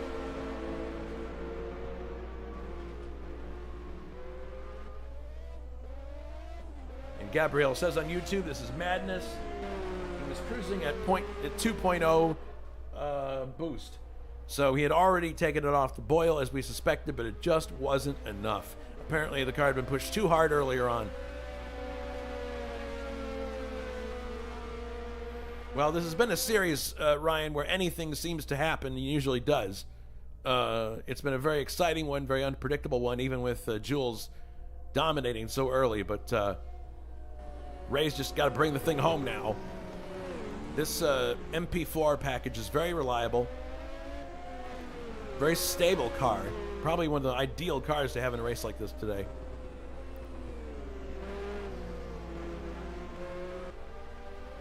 Yeah, absolutely. I think, it's like I said at the start of the broadcast, I think this race was always going to be a matter of reliability and just trying to trying to keep the car in one piece, and they look after that engine as well. And some people be pushing in the early stages and maybe just pushing their engine too hard, and other drivers have been rewarded. And such as Ray Riddell at the moment is thankfully after his issues has managed to claw back loads of positions and claw himself back into the lead. And I think starting to pull away from John Team now, and I think even Ray himself might be proud of this race, and might probably thinks it's one of his best drives.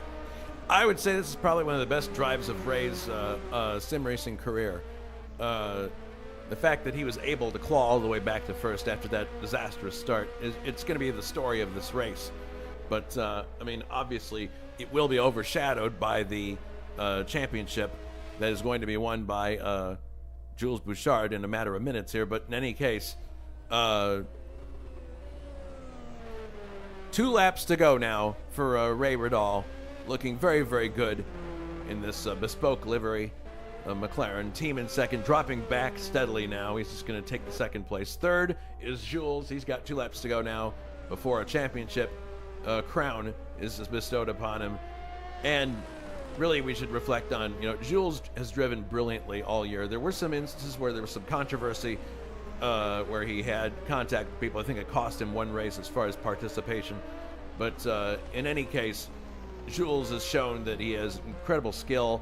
The match with this Lotus Renault has been fantastic, and it's produced this championship form, a well-earned one.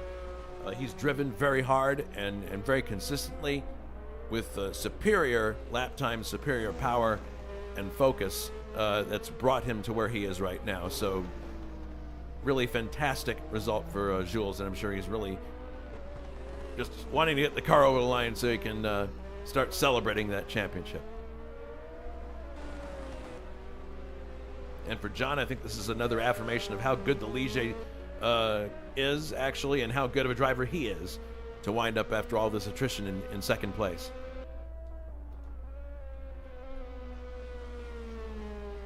A lot of cars out of the race at this point, but now we are on to the final lap of the race. So Ray is just going to bring it home now. He's got enough distance between himself and John. As soon as he got by, John just started heading backwards. So it's really just a matter of him bringing it home now. Really great performance from Ray. I can't say enough. It's a really excellent performance. Other drivers would have been so discouraged by a start like that, but he just shrugged it off, got to the business at hand, and here he is, right back at the front. Really, really great drive.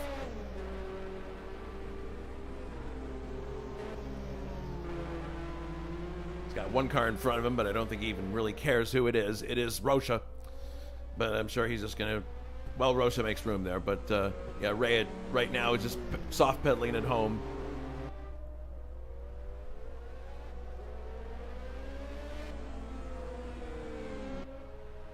Yep, it's been a great drive by Ray, and also John as well. And John hanging back. Actually, if I say that, John's actually been caught really quickly by Jules. As Jules is off in the... as Jules runs wide ever so slightly, and again, just pushing too much now. But John, I think he's doing a bit of fuel saving as Ray comes across the line. They're coming across the line now. Here they come. There is the checkered flag. Ray Riddell wins the Portuguese Grand Prix for Marlboro McLaren. A great drive by Ray. And across the line, there goes a spectacular display from John Team. And most important of all, and stopped on the track now, there he is. Jules Bouchard is the champion of the drivers. He's the drivers' champion for 2023. Fantastic drive from Jules. And he's pulled it into the garage already, but there he is. He is champion for our F1 series in 2023. Great drive by Jules all year long, and a very well-deserved championship. In 4th place for this race, and still racing, is David Saber. Actually, I think he's already crossed the line, yeah. 5th, Campeonato, which I believe he's still actually running, but that's fantastic for him because he had an early problem in the gravel, and drove this car back to take 5th place. Excellent result. 6th place and 1 point for Brian Janik. He deserves that because he's had a pretty long year without many good results. So to see him come home with a point is really, really fantastic. 7th for Asser Klinth. 8th, Rocha. 9th, Gabriel Del Piccolo. 10th, Yuval Boss, who was out of the race. 11th, Bruno Chacon. 12th, Anders Nilsson. 13th, Nicholas Kirsten. 14th, Tim Hilla. 15th, Mikael Drexler. 16th, Grant Radal. 17th, Owen Potter. 18th, Alan Santo. 19th, Moises Pereira. 20th, Oscar Thiem. 21st, Gilto. And the first retirement was Francisco Amaral in the kitty litter. So that was the Portuguese Grand Prix, and Jules Bouchard is now the driver's champion, having finished 3rd in this race. A really fantastic drive, both from, there's an errant wheel. A great drive from both Ray Radal and from Jules to bring it home. A couple of scary moments with Jules, but he did manage to bring the car home and take the championship.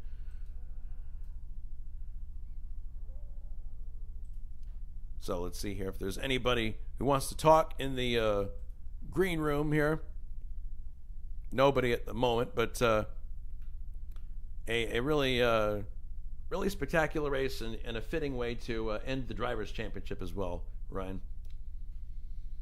Yeah, absolutely. That was a good race, and unfortunately, reliability or attrition took effect, but on the other hand, it was a great drive by Ray Radal to come back and win that race, and good congratulations to, as it stands anyway, Jules for taking the championship and with 3rd place, and a good drive by John Thiem as well, and overall unfortunately some reliability of engines took effect, but that's the way it goes with a high power track such as Estoril.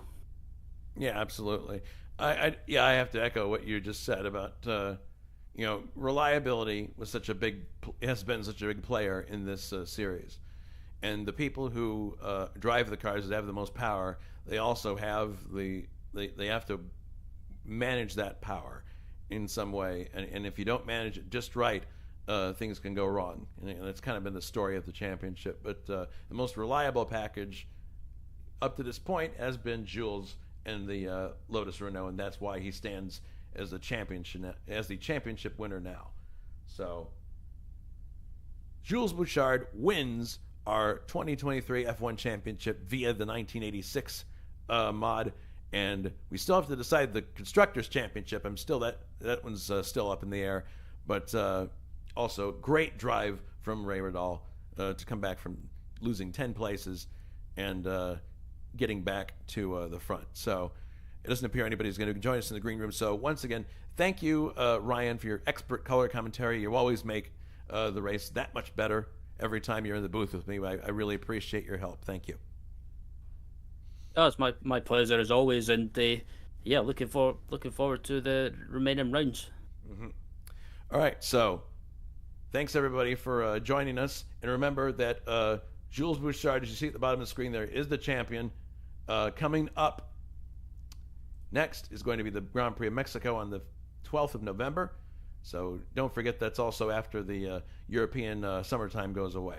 So thank you once again for your help, Ryan, and for our entire ISO broadcast team. This is Jason White saying so long from Estoril. We'll see you next time for the Mexican Grand Prix. Take care and be safe.